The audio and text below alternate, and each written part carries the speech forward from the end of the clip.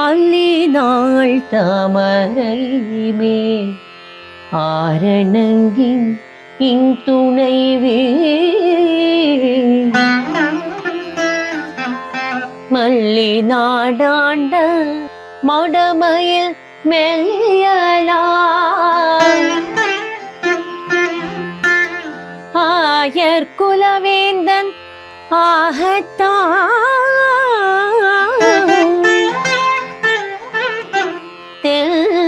Puduvai wear பயந்த விளக்கு தென் Puduvai wear பயந்த விளக்கு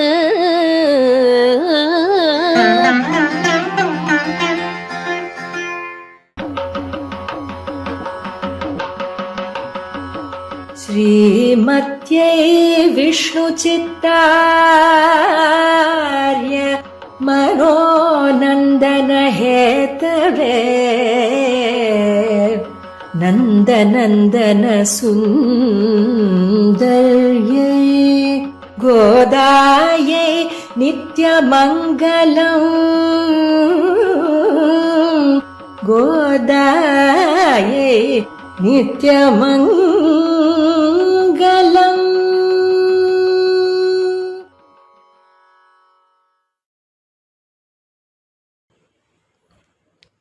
ಶ್ರೀಮತೆ ರಾಮಾನುಜಾಯ ನಮಃ. ಶ್ರೀಮದ್ವರವರಮುನಿಯೇ ನಮಃ.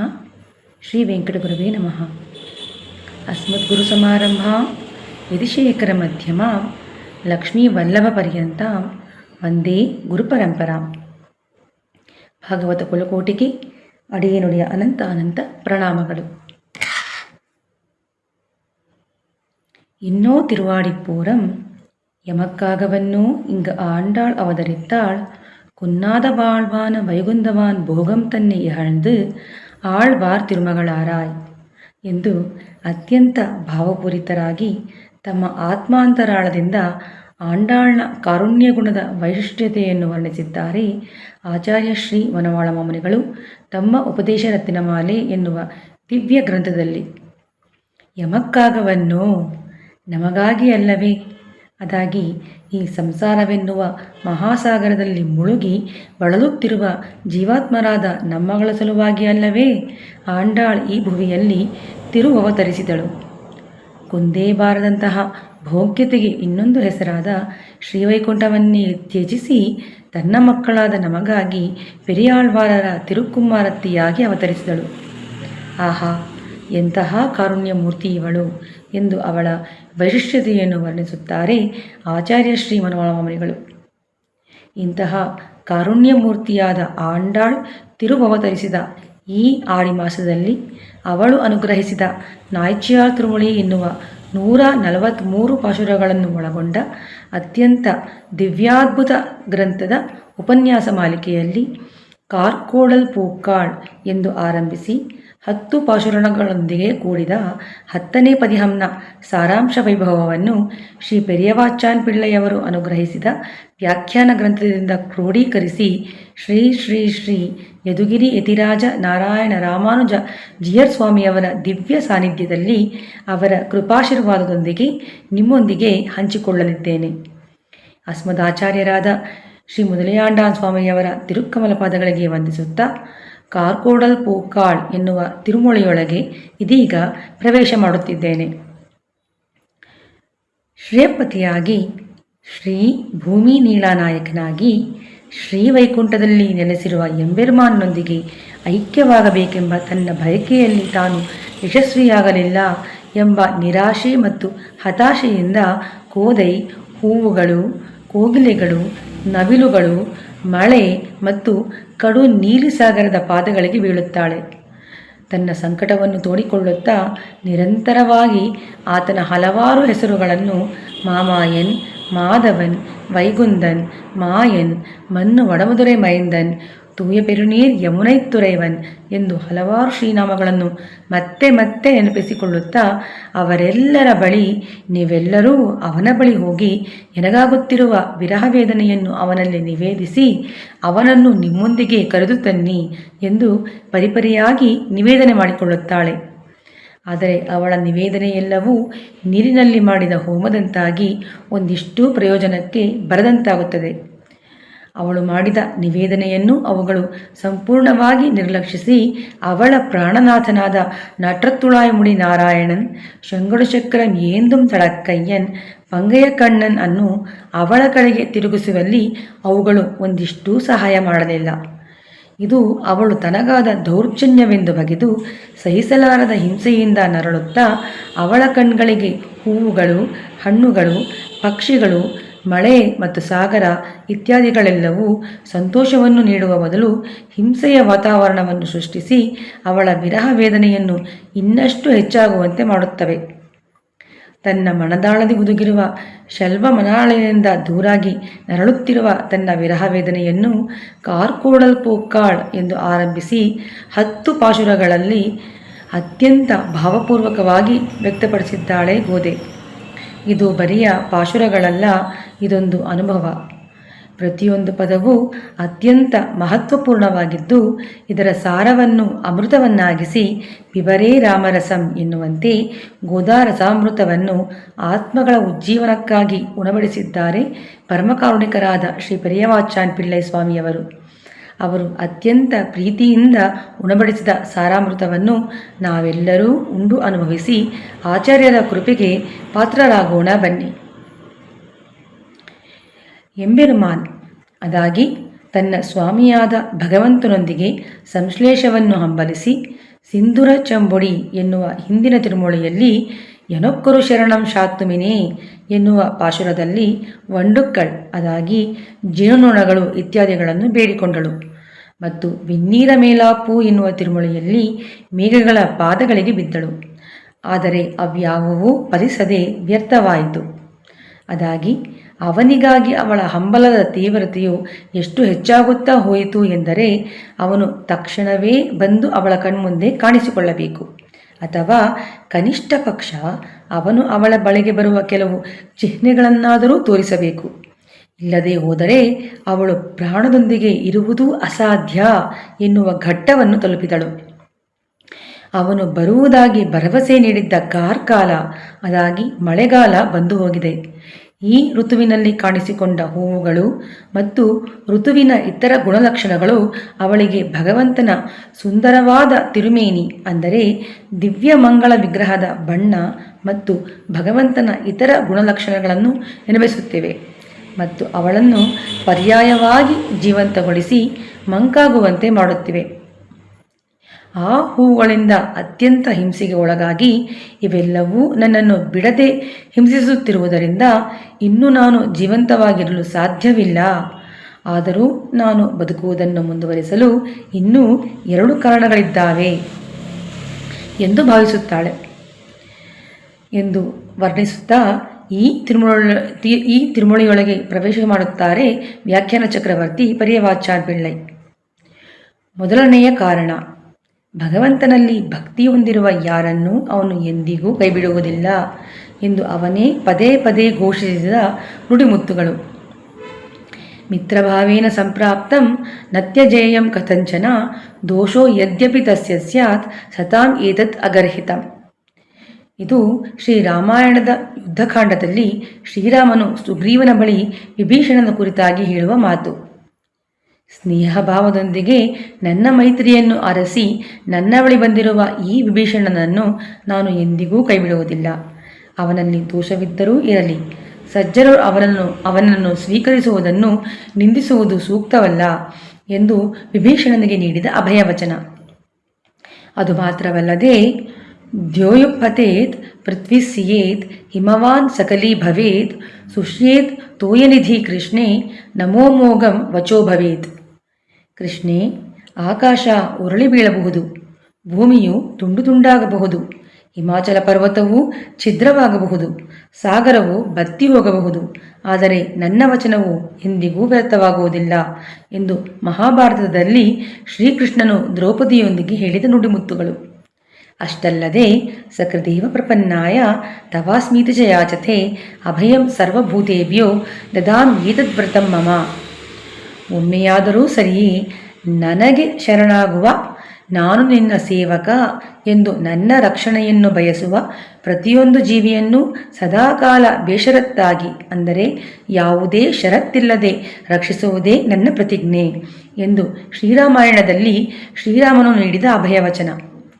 ಈ ಎಲ್ಲ ಘೋಷಣೆಗಳು ಭಗವಂತನು ಖಂಡಿತವಾಗಿಯೂ ನನ್ನನ್ನು ರಕ್ಷಿಸುತ್ತಾನೆ ಮತ್ತು ತನ್ನ ಆಸೆಯನ್ನು ಪೂರೈಸುತ್ತಾನೆ ಎಂಬ ಖಚಿತ ವಿಶ್ವಾಸದಲ್ಲಿ ತಾನು ಬದುಕಬಹುದು ಎಂದು ಭಾವಿಸುತ್ತಾಳೆ. ಆದರೆ ಭಗವಂತನು ಪರಿಪೂರ್ಣ ಸ್ವತಂತ್ರನು. ಅವನೇ ಘೋಷಿಸಿರುವ ಮಾತುಗಳಾಗಿದ್ದರೂ ಸಹ ಅವುಗಳನ್ನು ಆಧಾರವಾಗಿಟ್ಟುಕೊಂಡು ಅವನನ್ನು ನಿರ್ಬಂಧಿಸಿ ತನ್ನೆಡೆಗೆ ಸೆಳೆದುಕೊಳ್ಳಲು ಸಾಧ್ಯವಿಲ್ಲ. ಆಯುಧವನ್ನೇ ಎತ್ತುವುದಿಲ್ಲ ಎಂದು ದುರ್ಯೋಧನನಿಗೆ ವಚನವನ್ನು ನೀಡಿ ಭೀಷ್ಮ ಸಂಕಲ್ಪವನ್ನು ನೆರವೇರಿಸಲು ಆಯುಧವನ್ನು ಎತ್ತಿದವನಲ್ಲವೇ ಅವನು? ಅಂತಹ ಅವನನ್ನು ನಂಬಲು ಹೇಗೆ ಸಾಧ್ಯ? ಅವನು ಒಂದು ಪಕ್ಷ ತನ್ನನ್ನು ಉದಾಸೀನಪಡಿಸಿದರೂ ಸಹ ಸ್ವತಂತ್ರನಾದ ಅವನನ್ನು ತಡೆಯಲು ಯಾರಿಂದ ಸಾಧ್ಯ? ಹಾಗಾಗಿ ಅವನು ಹೇಳಿದ ಮಾತುಗಳಿಂದ ಒಂದು ವೇಳೆ ಅವನು ವಿಮುಖನಾದರೂ ತಾನು ಜೀವಿಸಲು ತನ್ನ ಬಳಿ ಉಳಿದಿರುವ ಇನ್ನೊಂದು ಕಾರಣವೆಂದರೆ ಅದು ತಾನು ಪೆರಿಯಾಳ್ವಾರರ ತಿರುಕುಮಾರತ್ತಿ ಎನ್ನುವುದು. ಅಂತೆಯೇ ಭಗವಂತನು ಎಷ್ಟೇ ಸ್ವತಂತ್ರನಾದರೂ ತನಗೆ ಪೆರಿಯಾಳ್ವಾರರ ಸಂಬಂಧವೇ ಪುರುಷಕಾರ ರೂಪದಲ್ಲಿ ತನ್ನ ಸಹಾಯಕ್ಕೆ ಒದಗಿ ಬಂದು ಅವನ ಶ್ರೀಪಾದಗಳಲ್ಲಿ ತನ್ನನ್ನು ಖಂಡಿತವಾಗಿಯೂ ಸೇರಿಸುತ್ತದೆ ಎನ್ನುವ ಭಾವ ಅವಳಲ್ಲಿ ಮೂಡಿ ಪ್ರಕ್ಷಿಪ್ತತೆಯಿಂದ ತುಂಬಿದ್ದ ಅವಳ ಚಿತ್ತ ಪ್ರಶಾಂತತೆಯನ್ನು ಹೊಂದುತ್ತದೆ.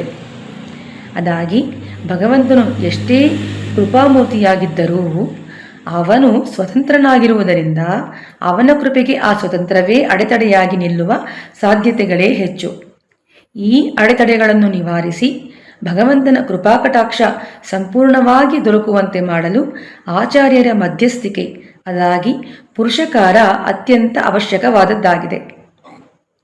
ಆಚಾರ್ಯರೊಂದಿಗಿನ ಸಂಬಂಧವೇ ಭಗವಂತನ ಅನುಗ್ರಹಕ್ಕೆ ಕಾರಣವಾಗುತ್ತದೆ. ತನ್ನ ಹಾಗೂ ಎಂಬೆರುಮಾನ್ ನಡುವಿನ ಸಂಪರ್ಕ ಪೆರಿಯಾಳ್ವಾರ್.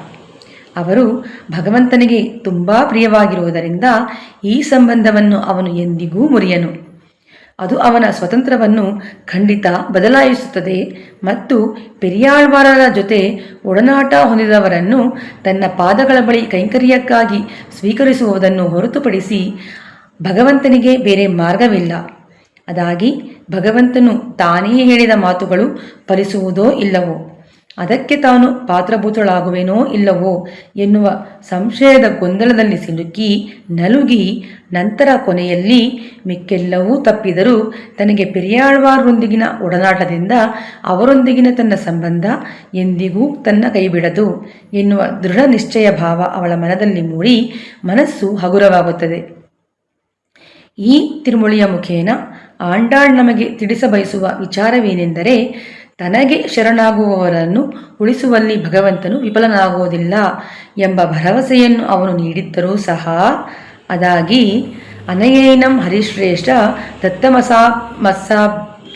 ದತ್ತಮಸ್ಯಾಭಯಂ ಮಯಾ ವಿಭೀಷಣೇವ ಸುಗ್ರೀವ ಯದಿವಾ ರಾವಣ ಸ್ವಯಂ.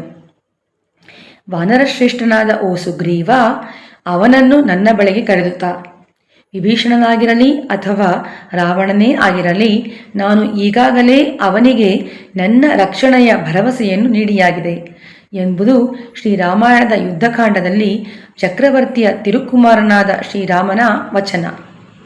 ಇಲ್ಲಿ ಪ್ರಮುಖ ಪದವೆಂದರೆ ಅವನನ್ನು ನನ್ನ ಬಳಿ ಕರೆದುತ್ತಾ ಎನ್ನುವುದು. ಭಗವಂತನು ತನ್ನ ರಕ್ಷಣೆಯನ್ನು ಖಚಿತಪಡಿಸಿದ ನಂತರವೂ ಸುಗ್ರೀವನನ್ನು ಪುರುಷಕಾರತ್ವ ಅಥವಾ ಮಧ್ಯವರ್ತಿಯ ರೂಪದಲ್ಲಿ ವಿಭೀಷಣನನ್ನು ಕರೆದು ತರಲು ಕಳುಹಿಸುತ್ತಾನೆ. ಅಂದರೆ ತಾನೇ ಖುದ್ದಾಗಿ ಹೋಗಬಹುದಿತ್ತಾದರೂ ಹಾಗೆ ಮಾಡದೆ ತನಗೆ ಪ್ರಿಯನಾದ ಸುಗ್ರೀವನನ್ನು ಮಧ್ಯವರ್ತಿಯಾಗಿ ಕಳುಹಿಸಿದ ಎನ್ನುವುದೇ ಇಲ್ಲಿ ಗಮನಿಸಬೇಕಾದ ಮುಖ್ಯ ಅಂಶ. ಇದಕ್ಕೆ ಪೂರಕವಾಗಿ ಒಂದು ಅತ್ಯದ್ಭುತವಾದ ಐತಿಹ್ಯವನ್ನು ವೈಭವೀಕರಿಸಿದ್ದಾರೆ ವ್ಯಾಖ್ಯಾತ ಶ್ರೀ ಪೆರಿಯವಾಚಾನ್ ಪಿಳ್ಳೈ. ಶ್ರೀ ಪರಾಶರ ಭಟ್ಟர் மனவதராயன் என்னும் சிற்றரசனை காண்பதற்காக எழுந்தருளி ஸ்ரீதேவி மங்கலம் என்னும் ஊரில் இருக்கும்போது சில ஸ்ரீவைஷ்ணவர்கள் பரபரப்போடு பட்டரிடம் ஈடுபடுவதைக் கண்டு சிலர், பெருமாள் இருக்கா, உம்மிடத்தே ஸ்ரீவைஷ்ணவர்கள் இத்தனை ஈடுபடுவதற்கு காரணம் என்ன என்று கேட்க, எம்பெருமானை அடைவதற்கு அவன் அடியார்கள் கடகர் ஆவார்களாகையாலே ஆழ்வானோடு எனக்குள்ள சம்பந்தத்தை பார்த்து ஈடுபடுகிறார்கள் என்று ಭಟ್ಟர் ಅರುಳಿச் செய்த ವಾರ್ತೆ ಇಂಗು ಅನುಸಂಧಿಕ್ಕತಕ್ಕದು. ಅದಾಗಿ ಶ್ರೀ ಪರಾಶರ ಭಟ್ಟರು ಒಮ್ಮೆ ಮನವದರಾಯಣ ಎಂಬ ರಾಜನನ್ನು ಭೇಟಿ ಮಾಡಲು ಹೋದಾಗ ಅವರು ಶ್ರೀದೇವಿ ಮಂಗಳಂ ಎಂಬ ಗ್ರಾಮದಲ್ಲಿ ತಂಗಿದ್ದರು. ಆ ಹಳ್ಳಿಯ ಎಲ್ಲ ಶ್ರೀವೈಷ್ಣವರು ಭಟ್ಟರ ಬಳಿಗೆ ಬಂದು ತೀವ್ರ ಭಕ್ತಿಯಿಂದ ಅವರಿಗೆ ಕೈಂಕರ್ಯ ಮಾಡಿದರು. ಇದನ್ನು ಕಂಡ ಕೆಲವರು ಭಟ್ಟರನ್ನು ಕುರಿತು, ಸಾಕ್ಷಾತ್ ಭಗವಂತನ ದಿವ್ಯ ಮಂಗಳ ವಿಗ್ರಹವೇ ಇರುವಾಗ ಅವನಲ್ಲಿ ಭಕ್ತಿ ಸೇರಿಸಬೇಕಾದ ಶ್ರೀವೈಷ್ಣವರು ಅವನನ್ನು ಬಿಟ್ಟು ನಿಮ್ಮ ಬಳಿಗೆ ಏಕೆ ಬಂದಿದ್ದಾರೆ ಎಂಬ ಸಂದೇಹವನ್ನು ವ್ಯಕ್ತಪಡಿಸಿದಾಗ ಅದಕ್ಕೆ ಭಟ್ಟರು ಈ ರೀತಿಯಾಗಿ ಉತ್ತರಿಸಿ ಅವರ ಸಂದೇಹ ನಿರ್ವಹಣೆ ಮಾಡುತ್ತಾರೆ. ಭಗವಂತನನ್ನು ಹೊಂದಲು ಅವನ ಅಡಿಯಾಳುಗಳು ಘಟಕದಂತೆ, ಅದಾಗಿ ಮಧ್ಯವರ್ತಿಗಳಂತೆ ಕಾರ್ಯನಿರ್ವಹಿಸುತ್ತಾರೆ. ಆಳ್ವಾನ್ನೊಂದಿಗಿನ ನನ್ನ ಒಡನಾಟದಿಂದಾಗಿ ಜನರು ನನ್ನನ್ನು ಸಂಪರ್ಕಿಸುತ್ತಿದ್ದಾರೆ. ಅವರು ಭಗವಂತನನ್ನು ಪಡೆಯಲು ಸಹಾಯ ಮಾಡುವ ಘಟಕ ಎಂದು ನನ್ನನ್ನು ಪ್ರಾರ್ಥಿಸುತ್ತಾರೆ. ಇಲ್ಲಿ ಆಳ್ವಾರರ ಉಲ್ಲೇಖವು ಭಟ್ಟರ ತಂದೆ ಕೂಡತ್ತಾಳ್ವಾರರ ಬಗ್ಗೆ. ಹೇಗೆ ಕೂಡತ್ತಾಳ್ವಾರರ ಸಂಬಂಧದಿಂದ ಕೇವಲ ತಮ್ಮನ್ನು ಗುರುತಿಸಲಾಗುತ್ತಿದೆ ಎಂದು ಭಟ್ಟರು ಹೇಳಿದರು, ಹಾಗೆಯೇ ಪೆರಿಯಾಳ್ವಾರರ ಸಂಬಂಧದಿಂದ ತನ್ನನ್ನು ಭಗವಂತ ಗುರುತಿಸಿ ಸ್ವೀಕರಿಸುತ್ತಾನೆ ಎಂಬ ಆಂಡಾಳ್ನ ಭಾವಕ್ಕೆ ಸರಿದೂಗುವಂತೆ ಅತ್ಯದ್ಭುತವಾಗಿ ವಿವರಿಸಿದ್ದಾರೆ ಸ್ವಾಮಿ ಪೆರಿಯವಾಚಾನ್ ಪಿಳ್ಳೈ. ಇದನ್ನೇ ನಮ್ಮ ಶ್ರೀ ಸಂಪ್ರದಾಯದಲ್ಲಿ ಪುರುಷಕಾರ ಎಂದು ಕರೆಯುತ್ತೇವೆ. ಪುರುಷಕಾರತ್ವದ ಮಹತ್ವವನ್ನು ನಮ್ಮ ಪೂರ್ವಾಚಾರ್ಯರುಗಳು ಹಲವು ಸ್ಥಳಗಳಲ್ಲಿ ಪದೇ ಪದೇ ಒತ್ತಿ ಹೇಳಿದ್ದಾರೆ. ಕಣ್ಣಿನೋಕ್ಷರುತ್ತಾಂಬು 3ನೇ ಪಾಶುರದ ವ್ಯಾಖ್ಯಾನದಲ್ಲಿ ಆನೆ ಮತ್ತು ಅದರ ಮೇಲೆ ಏರಲು ಪ್ರಯತ್ನಿಸುತ್ತಿರುವ ವ್ಯಕ್ತಿಯ ಸಾದೃಶ್ಯವನ್ನು ನಾವು ಕಾಣುತ್ತೇವೆ. ಮಾವುತನು ಈ ಪ್ರಕ್ರಿಯೆಯಲ್ಲಿ ಸಹಾಯ ಮಾಡುವಾಗ ವ್ಯಕ್ತಿಯು ಆನೆಯ ಬೆನ್ನಿನ ಮೇಲೆ ಹತ್ತಲು ಪ್ರಯತ್ನಿಸಿದರೆ ಆನೆಯು ಸ್ವಇಚ್ಛೆಯಿಂದ ಆ ವ್ಯಕ್ತಿಯನ್ನು ತನ್ನ ಬೆನ್ನಿನ ಮೇಲೆ ತೆಗೆದುಕೊಂಡು ಅವನನ್ನು ಹೊತ್ತೊಯ್ಯುತ್ತದೆ. ಆದರೆ ಮಾವುತನ ಅನುಪಸ್ಥಿತಿಯಲ್ಲಿ ವ್ಯಕ್ತಿಯು ಆನೆಯ ಬೆನ್ನಿನ ಮೇಲೆ ಹತ್ತಲು ಪ್ರಯತ್ನಿಸಿದರೆ ಅದರ ಪರಿಣಾಮ ಏನಾಗಬಹುದು, ಅದು ಊಹೆಗೂ ನಿಲುಕದ್ದು ಅಲ್ಲವೇ? ಇಲ್ಲಿ ಆಚಾರ್ಯರಿಂದ ಪುರುಷಕಾರತ್ವದ ಪಾತ್ರವು ಈ ಸಾದೃಶ್ಯದಲ್ಲಿ ಮಾವುತನ ಪಾತ್ರಕ್ಕೆ ಹೋಲುತ್ತದೆ.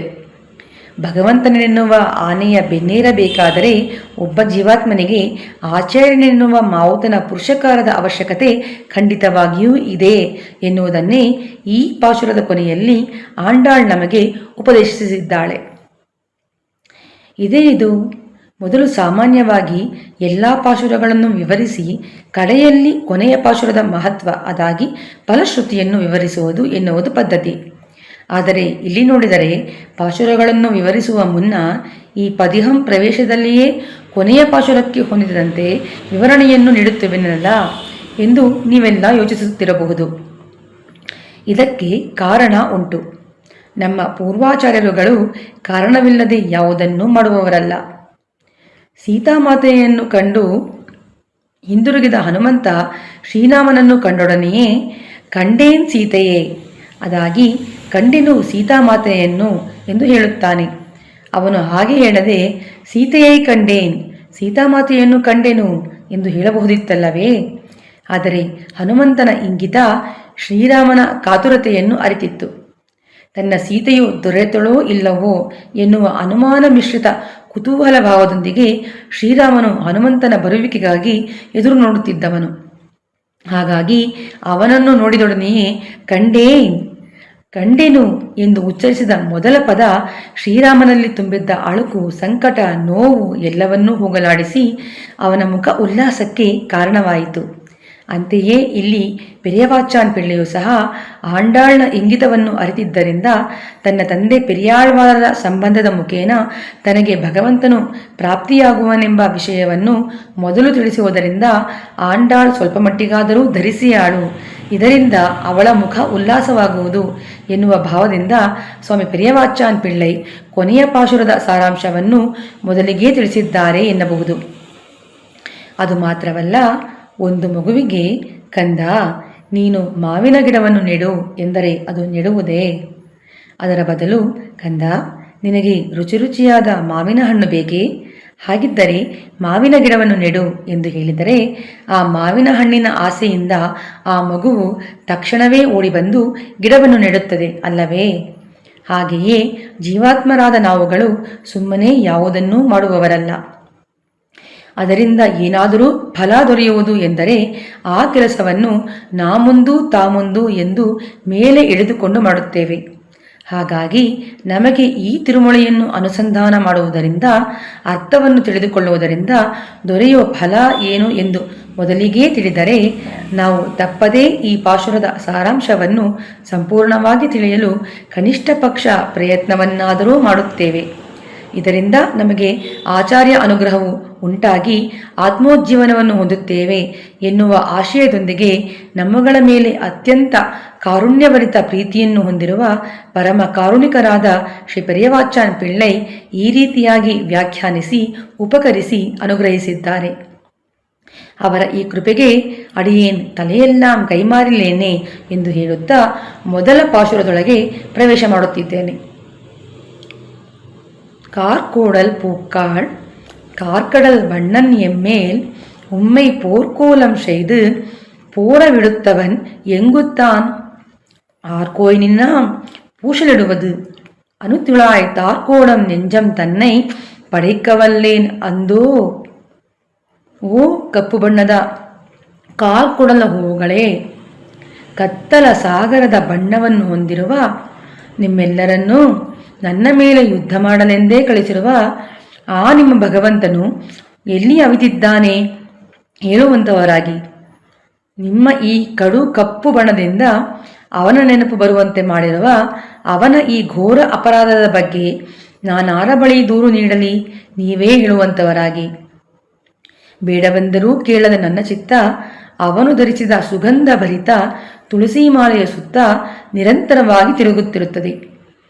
ಇಂಥ ಹೃದಯವನ್ನು ಹೊಂದಿದವಳಾದ ನನ್ನ ದುಃಖಕ್ಕೆ ಕೊನೆ ಮೊದಲೇ ಇಲ್ಲವೇ? ಅಯ್ಯೋ ಎಂದು ತನ್ನ ಮನದಾಳದ ವಿರಹ ವೇದನೆಯನ್ನು ತೋಡಿಕೊಳ್ಳುತ್ತಿದ್ದಾಳೆ ಗೋದೆ. ಈ ಪಾಶುರಕ್ಕೆ ಹೊಂದಿದಂತೆ ಸಂಪೂರ್ಣ ಭಾವಾರ್ಥವನ್ನು ಸ್ವಾಮಿ ಪೆರಿಯವಾಚಾನ್ ಪಿಳ್ಳೈ ಅತ್ಯದ್ಭುತವಾಗಿ ವರ್ಣಿಸಿದ್ದಾರೆ. ಕಾರ್ಕೋಳಲ್ ಪೂಕ್ಕಾಳ್. ಕಾರ ಎಂಬ ಪದವು ಮಳೆಗಾಲ, ಕಪ್ಪು ಬಣ್ಣ ಅಥವಾ ಯಾವುದೋ ಒಂದು ವಸ್ತುವಿನ ಶ್ರೇಷ್ಠತೆ ಅಥವಾ ಬೃಹತ್ತನವನ್ನು ಅರ್ಥೈಸಬಲ್ಲದು. ಇದನ್ನು ಗಾಢ ಬಣ್ಣವನ್ನು ಅರ್ಥೈಸಲು ತೆಗೆದುಕೊಂಡಾಗ ಈ ಪದಗುಚ್ಛವು ಕಂದಾಲ, ಒಂದು ರೀತಿಯ ಕಾಡು ಹೂವುಗಳ ಗಾಢ ಬಣ್ಣವನ್ನು ಉಲ್ಲೇಖಿಸುತ್ತದೆ. ಹೂವುಗಳ ಗಾಢವರ್ಣವು ಆಂಡಾಳ್ಗೆ ಭಗವಂತನ ತಿರುಮೇನಿಯ ಅದಾಗಿ ದಿವ್ಯ ಮಂಗಳ ವಿಗ್ರಹದ ಸೊಬಗನ್ನು ನೆನಪಿಸುತ್ತದೆ. ಹಾಗಾಗಿ ಅವು ತಮ್ಮ ಬಣ್ಣದಿಂದ ಅವಳನ್ನು ಹಿಂಸಿಸುತ್ತಿವೆ. ಈ ಪದವನ್ನು ಕಾರ್ಕಾಲಂ, ಮಳೆಗಾಲ ಎಂದು ಅರ್ಥೈಸಲು ತೆಗೆದುಕೊಂಡರೆ ಈ ಪದಗುಚ್ಛವು ಕೃಷ್ಣನು ಗೋದೆಗೆ ತಾನು ಹಿಂದಿರುಗಿ ಬರುವೆ ಎಂದು ವಚನ ನೀಡಿದ್ದ ಕಾರುಕಾಲ ಅಥವಾ ಮಳೆಗಾಲವನ್ನು ಮತ್ತು ಈ ಮಳೆಗಾಲದಲ್ಲಿ ಅರಳಿದ ಕಂದಾಲ ಹೂವುಗಳನ್ನು ಉಲ್ಲೇಖಿಸುತ್ತದೆ. ಕಾರ್ ಎನ್ನುವ ಪದವನ್ನು ಗಾತ್ರವನ್ನು ಉಲ್ಲೇಖಿಸಲು ತೆಗೆದುಕೊಂಡರೆ ಅದು ಬೃಹತ್ ಗಾತ್ರದಲ್ಲಿ ಅರಳಿ ನಿಂತ ಕಂದಾಲ ಹೂಗಳನ್ನು ಉಲ್ಲೇಖಿಸುತ್ತದೆ.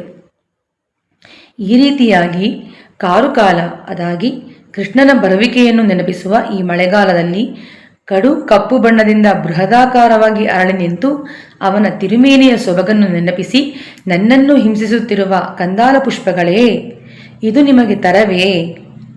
ಪೋರ್ಕೋಲಂ ಶೈದು ಪೋರವಿಡುತ್ತವನ್, ನಿಮ್ಮನ್ನು ನನ್ನೊಂದಿಗೆ ಯುದ್ಧ ಮಾಡಲೆಂದೇ ಸೃಷ್ಟಿಸಿರುವವನು. ಮೊದಲಿಗೆ ಅವನು ನನ್ನೊಂದಿಗೆ ಚೆನ್ನಾಗಿ ಪಳಗಿದ್ದು ನನ್ನಿಂದ ಬೇರ್ಪಡಲೆಂದೇ ಅಲ್ಲವೇ? ಹಾಗೆ ತಾನು ಬೇರ್ಪಟ್ಟು ಹೋದ ನಂತರ ಈ ರೀತಿಯಾಗಿ ನನ್ನನ್ನು ಹಿಂಸಿಸಲೆಂದೇ ಭಗವಂತನು ತನ್ನ ದಿವ್ಯ ಮಂಗಳ ವಿಗ್ರಹದ ಬಣ್ಣವನ್ನೆಲ್ಲ ನಿಮಗೆ ಧಾರೆ ಎರೆದು ನಿಮ್ಮನ್ನು ಸೃಷ್ಟಿಸಿ ನನ್ನೊಂದಿಗೆ ಯುದ್ಧ ಮಾಡಲು ಕಳುಹಿಸುವನೇನು? ಸಾಂಪ್ರದಾಯಿಕವಾಗಿ ಈ ಲೋಕದಲ್ಲಿರುವ ಜೀವಿಗಳಿಗೆ ಜೀವ ನೀಡುವ ಉದ್ದೇಶವು ಅವರು ಭಗವಂತನನ್ನು ಭಕ್ತಿಯಿಂದ ಪೂಜಿಸಿ ಅವನಿಂದ ಮೋಕ್ಷವನ್ನು ಪಡೆದು ಆತ್ಮೋಜ್ಜೀವನ ಮಾಡಿಕೊಳ್ಳಲೆಂದೇ ಅಲ್ಲವೇ? ಆದರೆ ನಿಮ್ಮನ್ನೆಲ್ಲ ನೋಡಿದರೆ ಹಾಗೆನಿಸುವುದಿಲ್ಲವಲ್ಲ. ನನ್ನನ್ನು ಹಿಂಸೆ ಮಾಡಲೆಂದೇ ಪಣ ತೊಟ್ಟು ಅವನು ನಿಮ್ಮನ್ನೆಲ್ಲ ಸೃಷ್ಟಿಸಿ ನನ್ನೊಂದಿಗೆ ಯುದ್ಧ ಮಾಡಲು ಬಿಟ್ಟಂತಿದೆಯಲ್ಲ. ಸೀತೆಯಿಂದ ಬೇರ್ಪಟ್ಟ ನಂತರ ಇಡೀ ರಾಕ್ಷಸ ಕುಲವೇ ಶ್ರೀರಾಮಪಿರಾನನ ಶತ್ರುಗಳಾದಂತೆ ಎಂಬೆರುಮನಿಂದ ಬೇರ್ಪಟ್ಟಿರುವ ಗೋದೆಗೆ ಈ ಹೂವುಗಳು, ನವಿಲುಗಳು, ಕೋಗಿಲೆಗಳು ಎಲ್ಲವೂ ಕೂಡ ಅಷ್ಟೇ ಏಕೆ ಅವಳ ಕಣ್ಮುಂದೆ ಕಾಣುವ ಅನಿತೂ ವಸ್ತುಗಳು ಅವಳನ್ನು ಹೆಚ್ಚು ಹೆಚ್ಚು ಹಿಂಸೆ ಮಾಡುತ್ತಿವೆ ಹಾಗೂ ಅವಳ ಪಾಲಿಗೆ ಶತ್ರುಗಳಂತೆ ಗೋಚರಿಸುತ್ತಿವೆ ಎಂದು ಅತ್ಯಂತ ಭಾವಪೂರಿತರಾಗಿ ವರ್ಣಿಸಿದ್ದಾರೆ ಸ್ವಾಮಿ ಪೆರಿಯವಾಚಾನ್ ಪಿಳ್ಳೈ. ವೆನ್ನೀರ ಮೇಲಾಪು ತಿರುಮೊಳಿಯಲ್ಲಿ ಅವಳನ್ನು ಹಿಂಸೆ ಮಾಡಿದ ಮೋಡಗಳೇ ಎಷ್ಟೋ ವಾಸಿ. ಕನಿಷ್ಠ ಪಕ್ಷ ಗಾಳಿ ಬೀಸಿದಾಗ ಅವುಗಳು ಹಾರಿ ಹೋಗಿ ಅವಳ ಕಣ್ಣುಗಳಿಂದ ಮರೆಯಾಗುವ ಸಾಧ್ಯತೆ ಇತ್ತು. ಆದರೆ ಇಲ್ಲೋ ಹಾಗಲ್ಲ. ಈ ಹೂವುಗಳು ಎಲ್ಲಿಯೂ ಕಣ್ಮರೆಯಾಗುವುದಿಲ್ಲ, ಎಲ್ಲೆಡೆ ತಲೆ ಎತ್ತಿ ನಿಂತಿವೆ. ಪೂಕಾಳ್, ಹೂಗಳೇ ಎಂದು ಒತ್ತಿ ಹೇಳುತ್ತಿದ್ದಾಳೆ. ಹೂಗಳೇ, ಭೌತಿಕ ಸ್ವಭಾವದಿಂದ ನೀವುಗಳು ಮೃದುವಾಗಿರುತ್ತೀರಿ. ಆದರೆ ನನ್ನೊಂದಿಗಿನ ನಿಮ್ಮ ವರ್ತನೆಯು ನಿಮ್ಮ ಸ್ವಭಾವಕ್ಕೆ ಸಂಪೂರ್ಣವಾಗಿ ವಿರುದ್ಧವಾಗಿದೆಯಲ್ಲ. ನೀವುಗಳು ನನ್ನೊಂದಿಗೆ ಒರಟಾಗಿ ಮತ್ತು ಅಸಹನೀಯವಾಗಿ ವರ್ತಿಸುತ್ತಾ ನನ್ನನ್ನು ಇಷ್ಟು ಕ್ರೂರವಾಗಿ ಹಿಂಸೆ ಮಾಡುತ್ತಿರುವಿರಲ್ಲ. ಹೂಗಳೇ, ಇದು ನಿಮಗೆ ಸರಿಯೇ ಎನ್ನುವ ದುಃಖಭರಿತ ಭಾವನೆಯೊಂದಿಗೆ ಹೂವುಗಳೇ ಎಂದು ಒತ್ತಿ ಹೇಳುತ್ತಿದ್ದಾಳೆ ಗೋದೆ. ಕಾರ್ಕಡಲ್ ವಣ್ಣನ್, கருத்த நிறத்தை உடைய கடல் போன்ற ನೀಲ ನಿರத்தை ಉಡೆಯವನ್. ಅವನಿಗೆ ಸಾಗರದಂತಹ ಕಪ್ಪು ಬಣ್ಣವಿದೆ. ಅವನು ಬಯಸಿದರೆ ಯಾವುದೇ ಬಣ್ಣವನ್ನು ಸಹ ಅವನು ತೆಗೆದುಕೊಳ್ಳಬಹುದು. ಆದರೆ ಅವನು ನಿರ್ದಿಷ್ಟವಾಗಿ ಈ ಬಣ್ಣವನ್ನೇ ಏಕೆ ಆರಿಸಿಕೊಂಡನೋ? ತನ್ನ ತಿರುಮೇನಿ ಸೌಂದರ್ಯದ ಸೊಬಗನ್ನು ಇಮ್ಮಡಿಗೊಳಿಸಿ ನನ್ನನ್ನು ಹಿಂಸೆ ಮಾಡಲೆಂದೇ ಈ ಬಣ್ಣವನ್ನು ಹೊಂದಿದನೋ ಹೇಗೆ? ಅಷ್ಟಲ್ಲದೆ ನಿಮ್ಮನ್ನು ಸಹ ಬೇರೆ ಯಾವುದಾದರೂ ಬಣ್ಣದೊಂದಿಗೆ ಸೃಷ್ಟಿ ಮಾಡಬಹುದಿತ್ತು. ಹಾಗೆ ಮಾಡದೆ ನಿಮಗೂ ತನ್ನ ತಿರುಮೇನಿಯ ಕಡು ಕಪ್ಪು ಬಣ್ಣವನ್ನು ಧಾರೆ ಎರೆದು ನೀವೆಲ್ಲರೂ ನನ್ನ ಕಣ್ಮುಂದೆ ಹೀಗೆ ಅರಳಿ ನಿಂತು ಅವನ ತಿರುಮೇನಿಯ ಸೊಬಗನ್ನು ನಾನು ನೆನಪಿಸಿಕೊಂಡು ವಿರಹ ವೇದನೆಯಿಂದ ಇನ್ನಷ್ಟು ಸಂಕಟದಿಂದ ನರಳಲಿ ಎನ್ನುವ ಉದ್ದೇಶದಿಂದಲೇ ಈ ರೀತಿ ಮಾಡಿರುವನೇನು? ಒಟ್ಟಿನಲ್ಲಿ ನನ್ನನ್ನು ಹಿಂಸೆ ಮಾಡಲೆಂದೇ ಕಾರ್ಕಡಲ್ ಬಣ್ಣನಾಗಿರುವನು ಎಂದಾಯಿತು ಎಂದು ಅವನ ತಿರುಮೇನಿಯ ಸೊಬಗನ್ನು ವರ್ಣಿಸುತ್ತಾ ಅದರಿಂದ ತಾನು ಅನುಭವಿಸುತ್ತಿರುವ ವೇದನೆಯನ್ನು ತೋಡಿಕೊಳ್ಳುತ್ತಿದ್ದಾಳೆ ಗೋದೆ ಎಂದು ವಿವರಿಸುತ್ತಾರೆ ವ್ಯಾಖ್ಯಾತ. எம்மேல் இயற்கையிலேயே மென்மை மிக்க பெண் பிள்ளையாய் பிரிவு துன்பத்தாலே மிக ಮಿಲೆಂದಿರುக்கும் ಎನ್ ಮೇಲ್. ನನ್ನ ಮೇಲೆ, ಎಂತಹ ನನ್ನ ಮೇಲೆ? ಸ್ವಭಾವತಃ ಅಂದರೆ ಸ್ವಾಭಾವಿಕವಾಗಿಯೇ ನಾನು ಮೃದು ಹೃದಯ ಹೊಂದಿದ ಮಹಿಳೆ. ನನ್ನ ಹೃದಯವೋ ಸೂಕ್ಷ್ಮಾತಿ ಸೂಕ್ಷ್ಮ. ಇದು ಸಾಲದು ಎಂಬಂತೆ ಅವನಿಂದ ಬೇರ್ಪಟ್ಟ ಕಾರಣ ನಾನೀಗ ತುಂಬ ತೆಳ್ಳಗಾಗಿದ್ದೇನೆ. ಮಾನಸಿಕವಾಗಿ ಮಾತ್ರವಲ್ಲದೆ ದೈಹಿಕವಾಗಿಯೂ ಸೂಕ್ಷ್ಮತೆಯನ್ನು ಹೊಂದಿದ್ದೇನೆ. ಒಂದು ವೇಳೆ ಅವನು ಈಗಲೇ ಬಂದು ನನ್ನನ್ನು ಅಪ್ಪಿಕೊಳ್ಳುತ್ತೇನೆ ಎಂದರೂ ಸಹ ಆ ಅಪ್ಪುಗೆಯನ್ನೂ ಸಹಿಸಲಾರದಷ್ಟು ದುರ್ಬಲವಾಗಿದ್ದೇನೆ. ಇಂತಹ ನನ್ನ ಮೇಲೆ ಉಮ್ಮೈ ಎನ್ನೈ துன்புறுத்துவதற்காகவென்றே ಏರ್ಪಟ್ಟ ನಿರத்தை ಕೈಕೊಂಡು ಬಂದು ನಿற்கிற ಉಂಗಳೈ. ನಿಮ್ಮಗಳನ್ನು ಬಿಟ್ಟು ಆಟ ಆಡುತ್ತಿರುವನಲ್ಲವೇ ಅವನು? ಓ ಹೂಗಳೇ, ಅವನನ್ನು ನಿರಂತರವಾಗಿ ನೆನಪಿಸುವ ಮೂಲಕ ನನ್ನನ್ನು ಹಿಂಸೆ ಮಾಡಲೆಂದೇ ಉದ್ದೇಶಪೂರಿತವಾಗಿ ನೀವು ಈ ಬಣ್ಣವನ್ನು ಹೊಂದಿದ್ದೀರಿ. ನೀವು ನೋಡಲಷ್ಟೇ ಮೃದು, ನಿಜದಲ್ಲಿ ನೀವು ನನ್ನಂತೆ ಮೃದುವಾಗಿಲ್ಲ. ಮೊದಲು ಅವನ ತಿರುಮೇನಿಯ ವರ್ಣವನ್ನು ನನಗೆ ತೋರಿಸುವ ಮೂಲಕ, ನಂತರ ಅವನನ್ನು ನಿರಂತರವಾಗಿ ನೆನಪಿಸುವ ಮೂಲಕ ನಾನು ಜೀವಂತವಿದ್ದು ಸಾಯುವ ಸ್ಥಿತಿಗೆ ನನ್ನನ್ನು ನೂಕುವಷ್ಟು ಕಠೋರತೆಯನ್ನು ಬಲಿಷ್ಠತೆಯನ್ನು ಹೊಂದಿದಂಥವರಾಗಿರುವಿರಿ. ಪೋರ್ಕೋಲಂ ಶೈದು. ಇಂದ್ರಜಿತ್ತನ್ನು ಅಂದು ಕೊಲ್ಲಲು ಕಳುಹಿಸುವ ಮೊದಲು ಶ್ರೀರಾಮಪಿರಾನ್ ಲಕ್ಷ್ಮಣನನ್ನು ಯುದ್ಧದ ಉಡುಪಿನಿಂದ ಅಲಂಕರಿಸಿದಂತೆಯೇ ನನ್ನನ್ನು ಹಿಂಸಿಸಿ ಮುಗಿಸಲು ನಿಮ್ಮನ್ನೆಲ್ಲ ಅಲಂಕರಿಸಿದಂತೆ ತೋರುತ್ತಿದೆ. ಶ್ರೀರಾಮನು ತನ್ನ ಪ್ರೇಮಿಯಾದ ಸೀತೆಯಿಂದ ತನ್ನನ್ನು ಬೇರ್ಪಡಿಸಿದವರನ್ನು ನಾಶ ಮಾಡಲು ಲಕ್ಷ್ಮಣನನ್ನು ಅಲಂಕರಿಸಿ ಕಳುಹಿಸಿದನು. ಆದರೆ ನಿಮ್ಮ ಕೃಷ್ಣನು ತನ್ನ ಸ್ವಂತ ಪ್ರೇಮಿಯಾದ ನನ್ನನ್ನೇ ನಾಶ ಮಾಡಲು ನಿಮ್ಮನ್ನು ಅಲಂಕರಿಸಿ ಕಳುಹಿಸಿದಂತೆ ತೋರುತ್ತಿದೆ. ಎಂತಹ ವಿಪರ್ಯಾಸವಲ್ಲವೇ? ஷைது.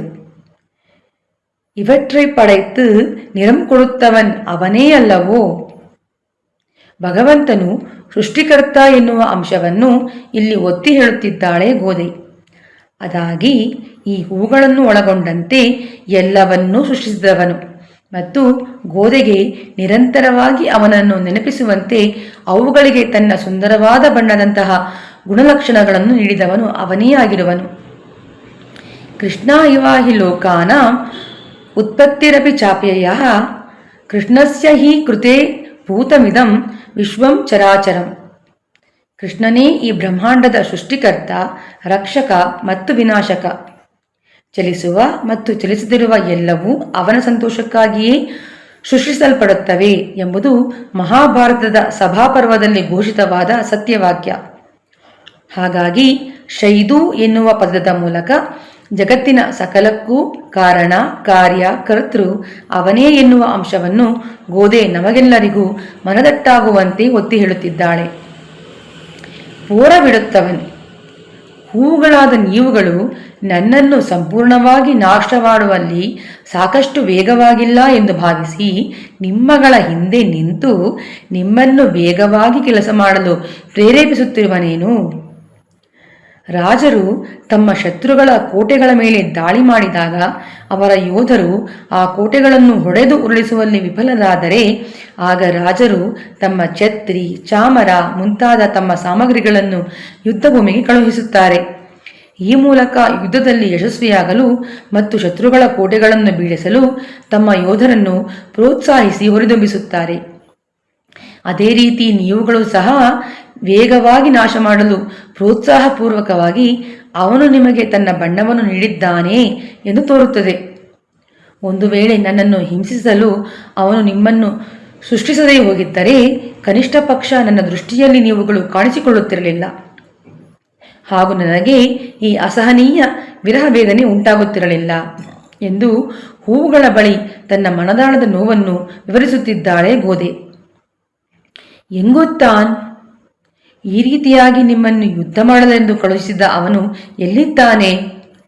ಆಂಡಾಳ್ ಹೂಗಳ ಬಳಿ ಈ ಪ್ರಶ್ನೆಯನ್ನು ಏಕೆ ಕೇಳುತ್ತಿದ್ದಾಳೆ?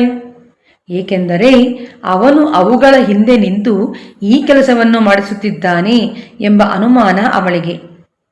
ಅವಳನ್ನು ಹಿಂಸಿಸಲೆಂದೇ ಅರಳಿ ನಿಂತಿರುವ ಈ ಹೂವುಗಳು ಈ ಕ್ರಿಯೆಯಲ್ಲಿ ಒಂಟಿಯಾಗಿಲ್ಲ ಮತ್ತು ಅವುಗಳಿಗಿಂತ ಹೆಚ್ಚು ಶಕ್ತಿಶಾಲಿಯಾದ ಯಾವುದೋ ಶಕ್ತಿ ಇವಕ್ಕೆ ಬೆಂಬಲವನ್ನು ನೀಡುತ್ತಿವೆ ಎಂದು ಅವಳಿಗೆ ಸ್ಪಷ್ಟವಾಗಿ ಗೋಚರಿಸುತ್ತಿದೆ.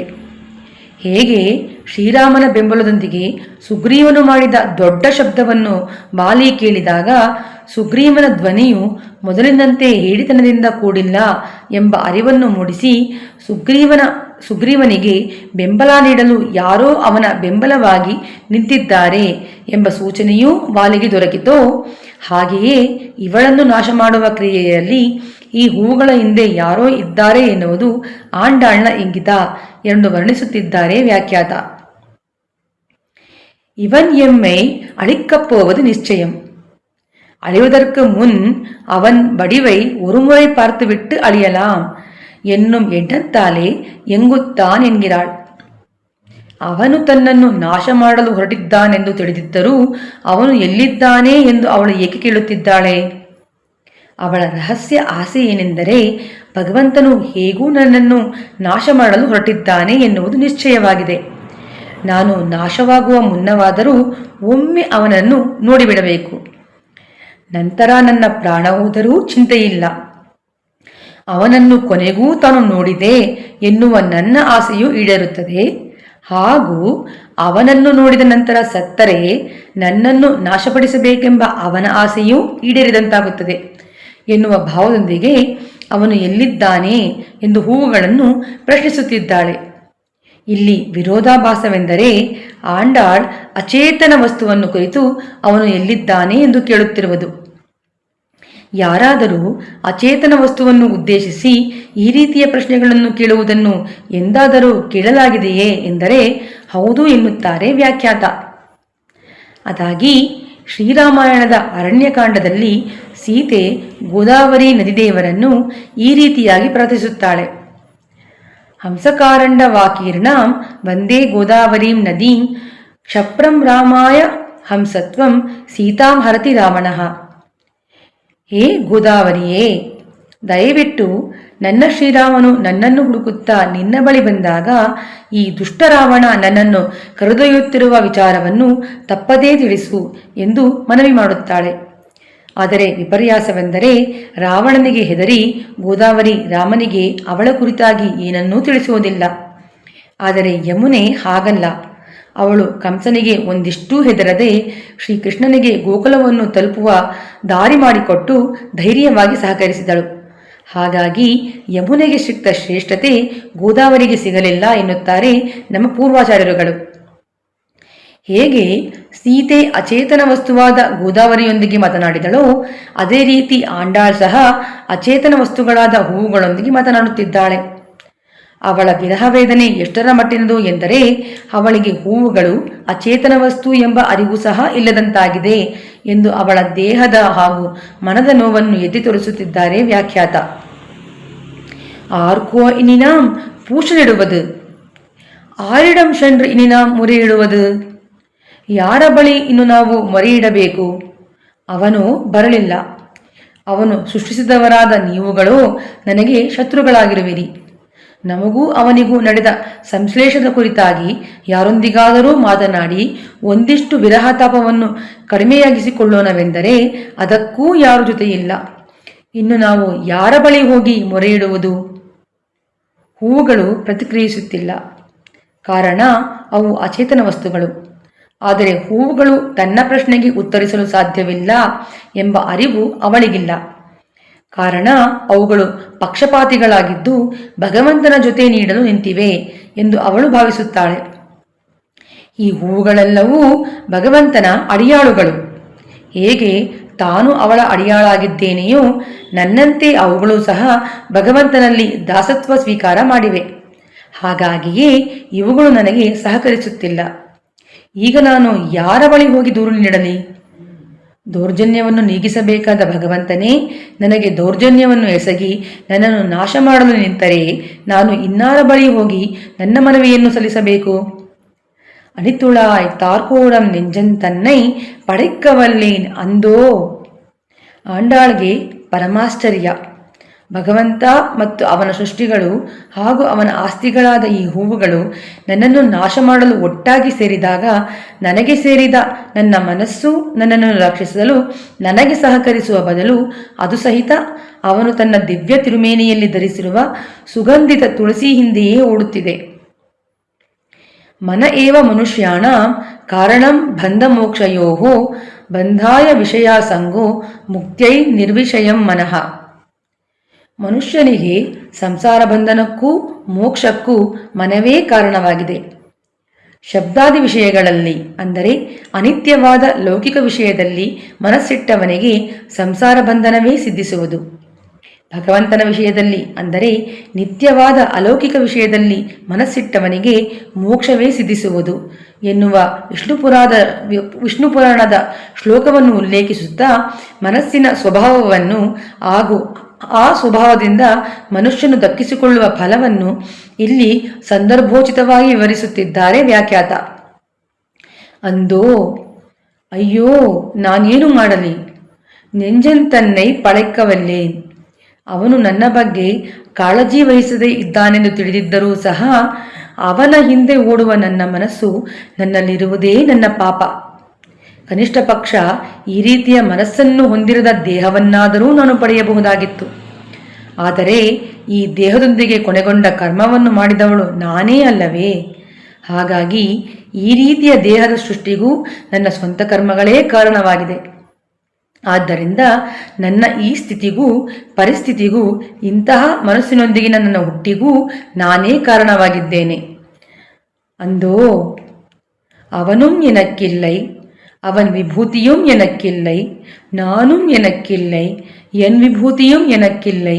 இந்த நிலை கண்டு இறங்கி ஐயோ என்று கருணை காட்டுவதற்கும் வேறொருவர் இல்லாமல் போய்விட்டதே.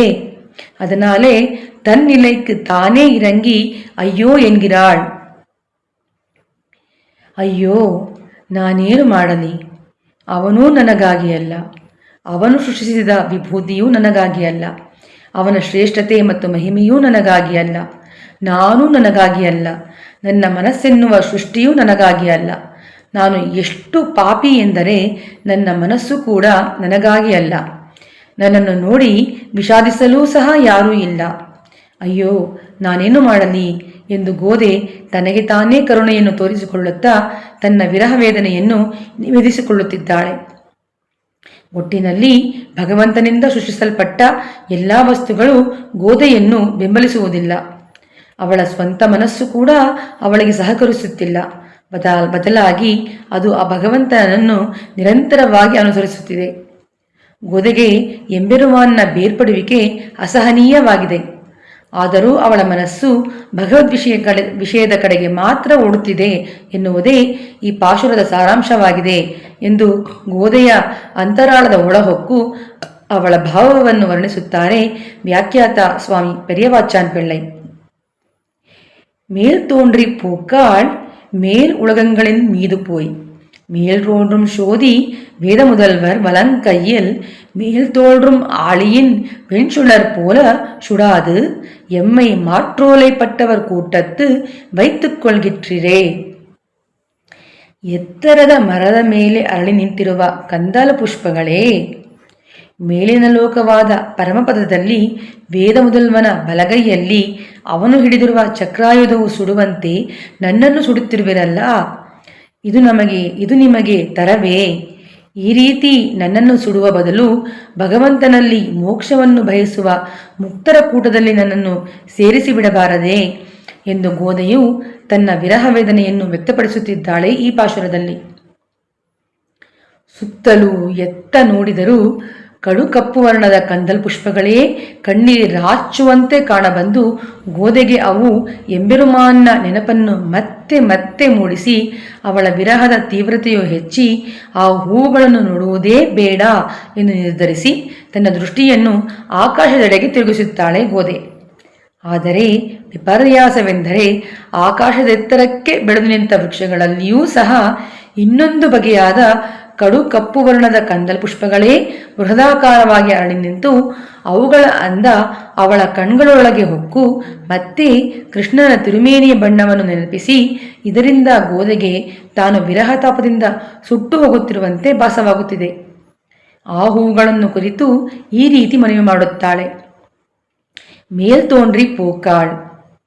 ಈ ಕೆಳಗೆ ಅರಳಿದ ಕಡು ಕಪ್ಪು ವರ್ಣದ ಕಂದಲ್ ಪುಷ್ಪದ ಕುಟುಂಬಕ್ಕೆ ಸೇರಿದ ಇನ್ನೊಂದು ಬಗೆಯ ಹೂವುಗಳು.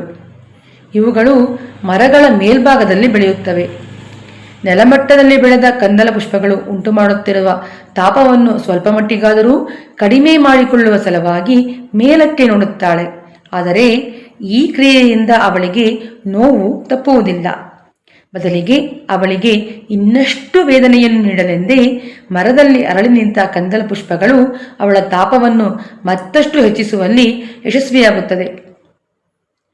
கார்கூடல் பூக்களுக்கு தப்புகின்றவர்களையும் அழித்து விட வேணும் என்று உறுதி பூண்டு அதற்காகவே மேல் தோன்றி பூக்கள் என்ற பெயரையும் பெற்று நான் மேலேயும் பார்க்க ஒண்ணாதபடி நீங்கள் மேலே புக்கு நிற்கிறீர்களே.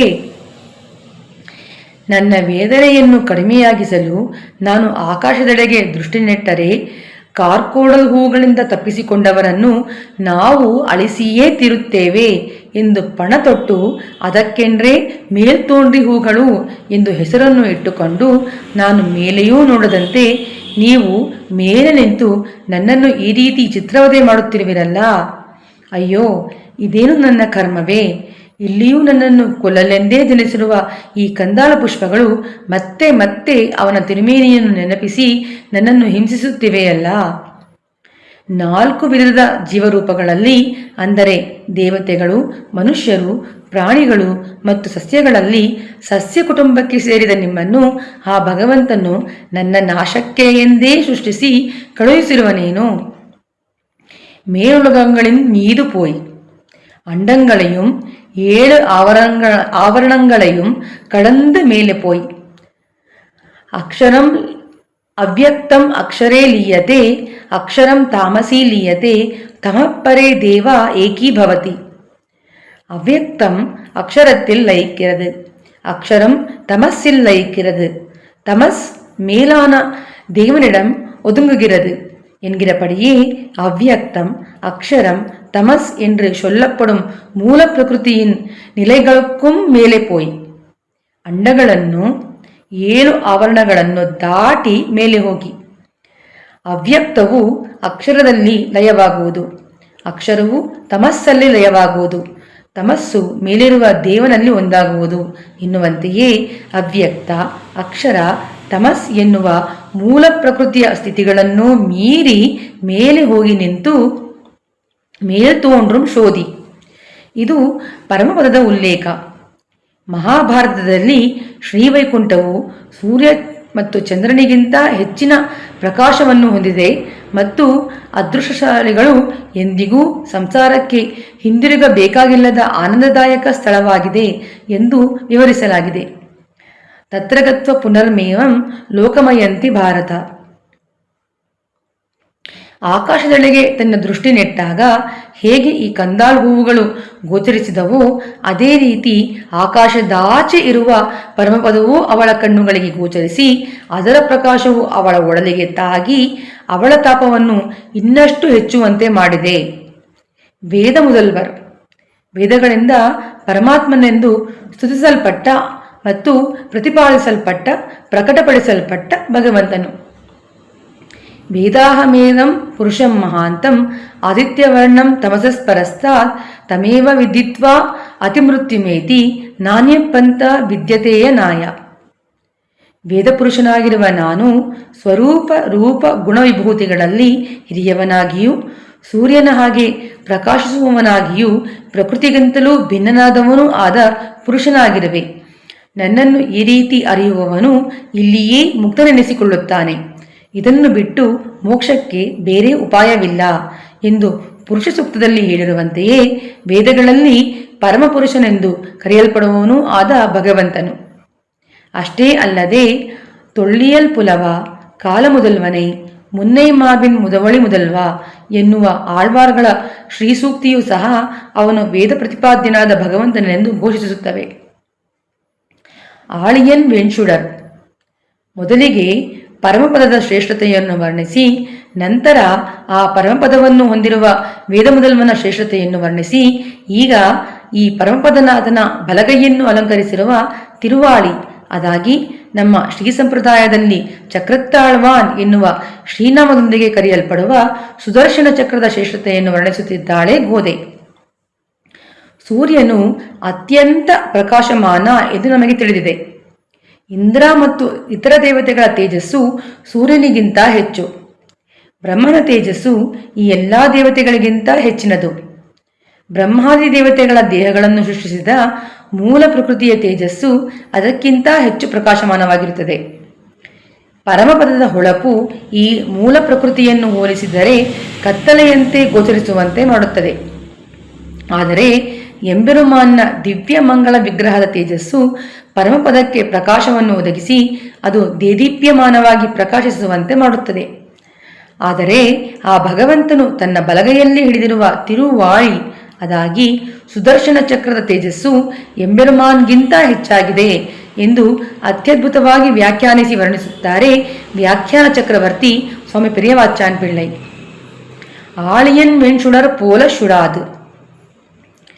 ಆಕಾಶದೆತ್ತರಕ್ಕೆ ಬೆಳೆದು ನಿಂತಿರುವ ವೃಕ್ಷಗಳನ್ನು ಅಲಂಕರಿಸಿರುವ ಕಂದಾಲ ಪುಷ್ಪಗಳೇ, ಭಗವಂತನ ಬಲಂಗೈಯನ್ನು ಅಲಂಕರಿಸಿರುವ ಚಕ್ರತಾಳ್ವನನ್ನು ಸುಡುವಂತೆ ನನ್ನನ್ನು ಸುಡಬೇಡಿರಿ ಎಂದು ಪ್ರಾರ್ಥಿಸುತ್ತಾಳೆ. ನಿಮ್ಮ ಈ ಕಡು ಕಪ್ಪು ವರ್ಣದ ಸೊಬಗಿನ ಪ್ರಕಾಶದಿಂದ ನಾವೆಲ್ಲರೂ ನೇರವಾಗಿ ನೋಡಬಹುದಾದ ಮತ್ತು ಅನುಭವಿಸಬಹುದಾದ ಪ್ರಕಾಶಮಾನವಾದ ಬಿಸಿ ಸೂರ್ಯನಂತೆ ನನ್ನನ್ನು ಸುಡಬೇಡಿರಿ ಎಂದು ಹೇಳಿದ್ದರೆ ಸಾಕಿತ್ತಲ್ಲವೇ?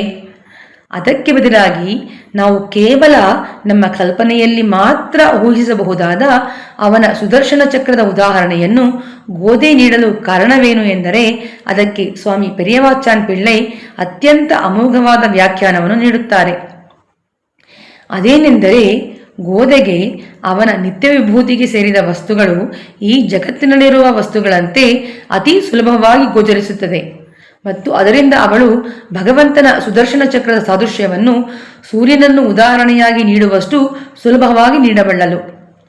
ಒಂದು ಅರ್ಥದಲ್ಲಿ ಹೇಳಬೇಕಾದರೆ ಗೋದೆಗೆ ನಿತ್ಯ ವಿಭೂತಿ ಇನ್ನೂ ಹತ್ತಿರದಲ್ಲಿದೆ. ಏಕೆಂದರೆ ಅವಳು ಅಲ್ಲಿಂದಲೇ ಇಳಿದು ಬಂದವಳಾಗಿದ್ದರಿಂದ ತನ್ನ ಹೃದಯಕ್ಕೆ ತೃಪ್ತಿಯಾಗುವಷ್ಟು ಅನುಭವಿಸಿರುವಳು ಹಾಗೂ ಆನಂದಿಸಿರುವಳು. ಆದರೆ ಈ ಜಗತ್ತಿನಲ್ಲಿ ಅವನನ್ನು ತಾನು ಅನುಭವಿಸಲು ಸಾಧ್ಯವಾಗುತ್ತಿಲ್ಲವಲ್ಲ ಎನ್ನುವುದೇ ಅವಳಿಗೆ ದುಃಖಕರವಾದ ಸಂಗತಿಯಾಗಿದೆ. ಹಾಗಾಗಿ ಅವಳಿಗೆ ಅವನ ನಿತ್ಯ ವಿಭೂತಿಯ ಅನುಭವವು ಅವಳು ಸುಲಭವಾಗಿ ನಿರ್ವಹಿಸಬಹುದಾದ ಕೆಳಮುಖ ಇಳಿಜಾರಿನಂತಿದೆ ಹಾಗೂ ಈ ಜಗತ್ತಿನಲ್ಲಿ ಅವನ ಅನುಭವವು ಹತ್ತುವಿಕೆಯ ಇಳುಜಾರಿನಂತಿದ್ದು ಅವನನ್ನು ತಲುಪುವುದೇ ಕಷ್ಟ ಸಾಧ್ಯವೆನಿಸಿಬಿಟ್ಟಿದೆ.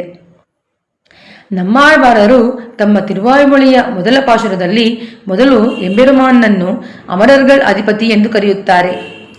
ಅಂತೆಯೇ ಗೋದೆಯೂ ಇಲ್ಲಿ ನಿತ್ಯವಾಸನಾಗಿರುವ ಭಗವಂತನ ಬಲಗೈಯನ್ನು ಅಲಂಕರಿಸಿರುವ ಸುದರ್ಶನ ಚಕ್ರವನ್ನು ಉದಾಹರಣೆಯಾಗಿ ಬಳಸುತ್ತಿದ್ದಾಳೆ ಎಂದು ಅತಿ ಮನೋಜ್ಞವಾಗಿ ವರ್ಣಿಸುತ್ತಾರೆ ವ್ಯಾಖ್ಯಾನ ಚಕ್ರವರ್ತಿ ಸ್ವಾಮಿ ಪೆರಿಯವಾಚಾನ್ ಪಿಳ್ಳೈ. ಶುಡಾದು ಎಮ್ಮೈ, ಆ ಭಗವಂತನ ಬಲಗೈಯನ್ನು ಅಲಂಕರಿಸಿರುವ ಸುದರ್ಶನ ಚಕ್ರವು ಸುಡುವಂತೆ ನೀವುಗಳನ್ನು ನನ್ನನ್ನು ಸುಡದಿರಿ. ಆ ಚಕ್ರತಾಳ್ವಾನನು ಸಹ ಅರುಳಾಳಿ ತಿರುಚಕ್ಕರಂ ಎಂದು ತಿರುವಿರುತ್ತಂನಲ್ಲಿಯೂ ಅರುಳಾಳಿ ಎಂದು ತಿರುವಾಯುಮೊಳಿಯಲ್ಲಿಯೂ ನಮ್ಮಾಳ್ವಾರ್ ಹೇಳಿರುವಂತೆ ಎಂಬೆರುಮಾನ್ನ ಮೇಲೆ ಪ್ರೀತಿಯಿಲ್ಲದವರನ್ನು ಮಾತ್ರ ಶಿಕ್ಷಿಸುತ್ತಾನೆ. ಭಕ್ತರ ತಂಟೆಗೆ ಅವನು ಎಂದೂ ಹೋಗುವುದಿಲ್ಲ. ಆದರೆ ಮೇಲ್ತೋಂಡ್ರಿ ಪೂಕ್ಕಳಾದ ನೀವುಗಳೋ ಹಾಗಲ್ಲ. ನಾನು ಆ ಎಂಬೆರುಮಾನ್ ಕಣ್ಣಪಿರಾನ್ನ ಭಕ್ತಳಾಗಿದ್ದರೂ ಸಹ ಅದನ್ನು ಗಣನೆಗೆ ತೆಗೆದುಕೊಳ್ಳದೆ ನನ್ನನ್ನು ನಾಶ ಮಾಡುವುದೇ ನಿಮ್ಮ ಮೂಲ ಗುರಿ ಎನ್ನುವಂತೆ ನನ್ನನ್ನು ಸುಡುತ್ತಿರುವಿರಿ. ಮಾಟ್ರೋಲೆ ಪಟ್ಟವರ್ ಕೂಟತ್ತು ಎಂಬುದಕ್ಕೆ ಎರಡು ವಿಭಿನ್ನ ವ್ಯಾಖ್ಯಾನಗಳನ್ನು ನೀಡಲಾಗಿದೆ. ಒಂದು, ಈ ಪದವು ಭಗವದ್ ಅನುಭವವನ್ನು ಅಲ್ಲದೆ ಕೇವಲ ಆತ್ಮ ಅನುಭವವನ್ನು ಹೊಂದಲು ಬಯಸುವವರನ್ನು ಮಾತ್ರ ಸೂಚಿಸುತ್ತದೆ. ಈ ವ್ಯಾಖ್ಯಾನದಲ್ಲಿ ಭಗವದ್ ಅನುಭವವನ್ನು ಹೊಂದಿಲ್ಲ ಎಂದು ನಿಯೋಜಿಸಲ್ಪಟ್ಟವರನ್ನು ಉಲ್ಲೇಖಿಸಲಾಗಿದೆ. ಶ್ರೀ ತಿರುಮಲೈ ನಂಬಿಯವರ ವ್ಯಾಖ್ಯಾನ ಹೀಗಿದೆ: ಆಂಡಾಳ್ ತಾನು ಭಗವದ್ ಅನುಭವವನ್ನು ಬಯಸುತ್ತಿರುವುದರಿಂದಲೇ ಈ ರೀತಿಯ ದುಃಖವನ್ನು ತಾನು ಅನುಭವಿಸುತ್ತಿದ್ದೇನೆ. ಹಾಗಾಗಿ ಈ ದುಃಖದಿಂದ ಹೊರಬರಬೇಕಾದರೆ ತಾನು ಭಗವದ್ ಅನುಭವವನ್ನು ಬಯಸದೆ ಕೇವಲ ಆತ್ಮಾನುಭವವನ್ನು ಮಾತ್ರ ಬಯಸುವ ಗುಂಪಿಗೆ ಸೇರುವುದೇ ಉತ್ತಮ ಎಂದು ಭಾವಿಸಿ ಮಾಟ್ರೋಲೆ ಪಟ್ಟವರ್ ಕೂಟದಲ್ಲಿ ನನ್ನನ್ನು ಸೇರಿಸಿಬಿಡಿ ಎಂದು ದುಃಖದಿಂದ ನೊಂದು ಹೇಳುತ್ತಿದ್ದಾಳೆ. ಭಗವತ್ ಅನುಭವವನ್ನು ನಿರಾಕರಿಸಿ ಕೇವಲ ಆತ್ಮಾನುಭವವನ್ನು ಮಾತ್ರ ಬಯಸುವವರನ್ನು ಕೈವಲ್ಯರು ಎನ್ನಲಾಗುತ್ತದೆ. ಈ ಸ್ಥಿತಿ ಅಚೇತನ ಹಾಗೂ ಪರಮಚೇತನ ಇವುಗಳ ಮಧ್ಯದಲ್ಲಿ ಉಂಟಾಗುವ ಸ್ಥಿತಿ ಎನ್ನಲಾಗುತ್ತದೆ. ಆದರೆ ಆಂಡಾಳ್ ತಾನು ಈ ಕೂಟಕ್ಕೆ ಅಥವಾ ಗುಂಪಿಗೆ ಸೇರಬೇಕೆಂದು ಬಯಸುತ್ತಿರುವ ಕಾರಣ ಅದು ಭಗವಂತನೊಂದಿಗೆ ಸಂಶ್ಲೇಷವಾಗದೆ ವಿರಹತಾಪದಿಂದ ಬಳಲುತ್ತಿರುವ ದುಃಖವೇ ಆಗಿದೆ. ಇಂತಹ ದುಃಖವನ್ನು ಅನುಭವಿಸುವುದಕ್ಕಿಂತ ತಾನು ಕೈವಲ್ಯರ ಕೂಟಕ್ಕೆ ಸೇರುವುದೇ ಉಚಿತವಲ್ಲವೇ ಎಂದು ಸಂಕಟದಿಂದ ನುಡಿದ ಮಾತೇ ವಿನಃ ನಿಜದಲ್ಲಿ ಅವಳಿಗೆ ಆ ಕೂಟದಲ್ಲಿ ಸೇರುವ ಇಚ್ಛೆ ಇಲ್ಲ ಎನ್ನುವುದೇ ನಮ್ಮ ಪೂರ್ವಾಚಾರ್ಯರುಗಳ ಅಭಿಮತ. ಇದನ್ನೇ ಶ್ರೀ ಎಂಬಾರರ ವ್ಯಾಖ್ಯಾನವು ಪುಷ್ಟೀಕರಿಸುತ್ತದೆ.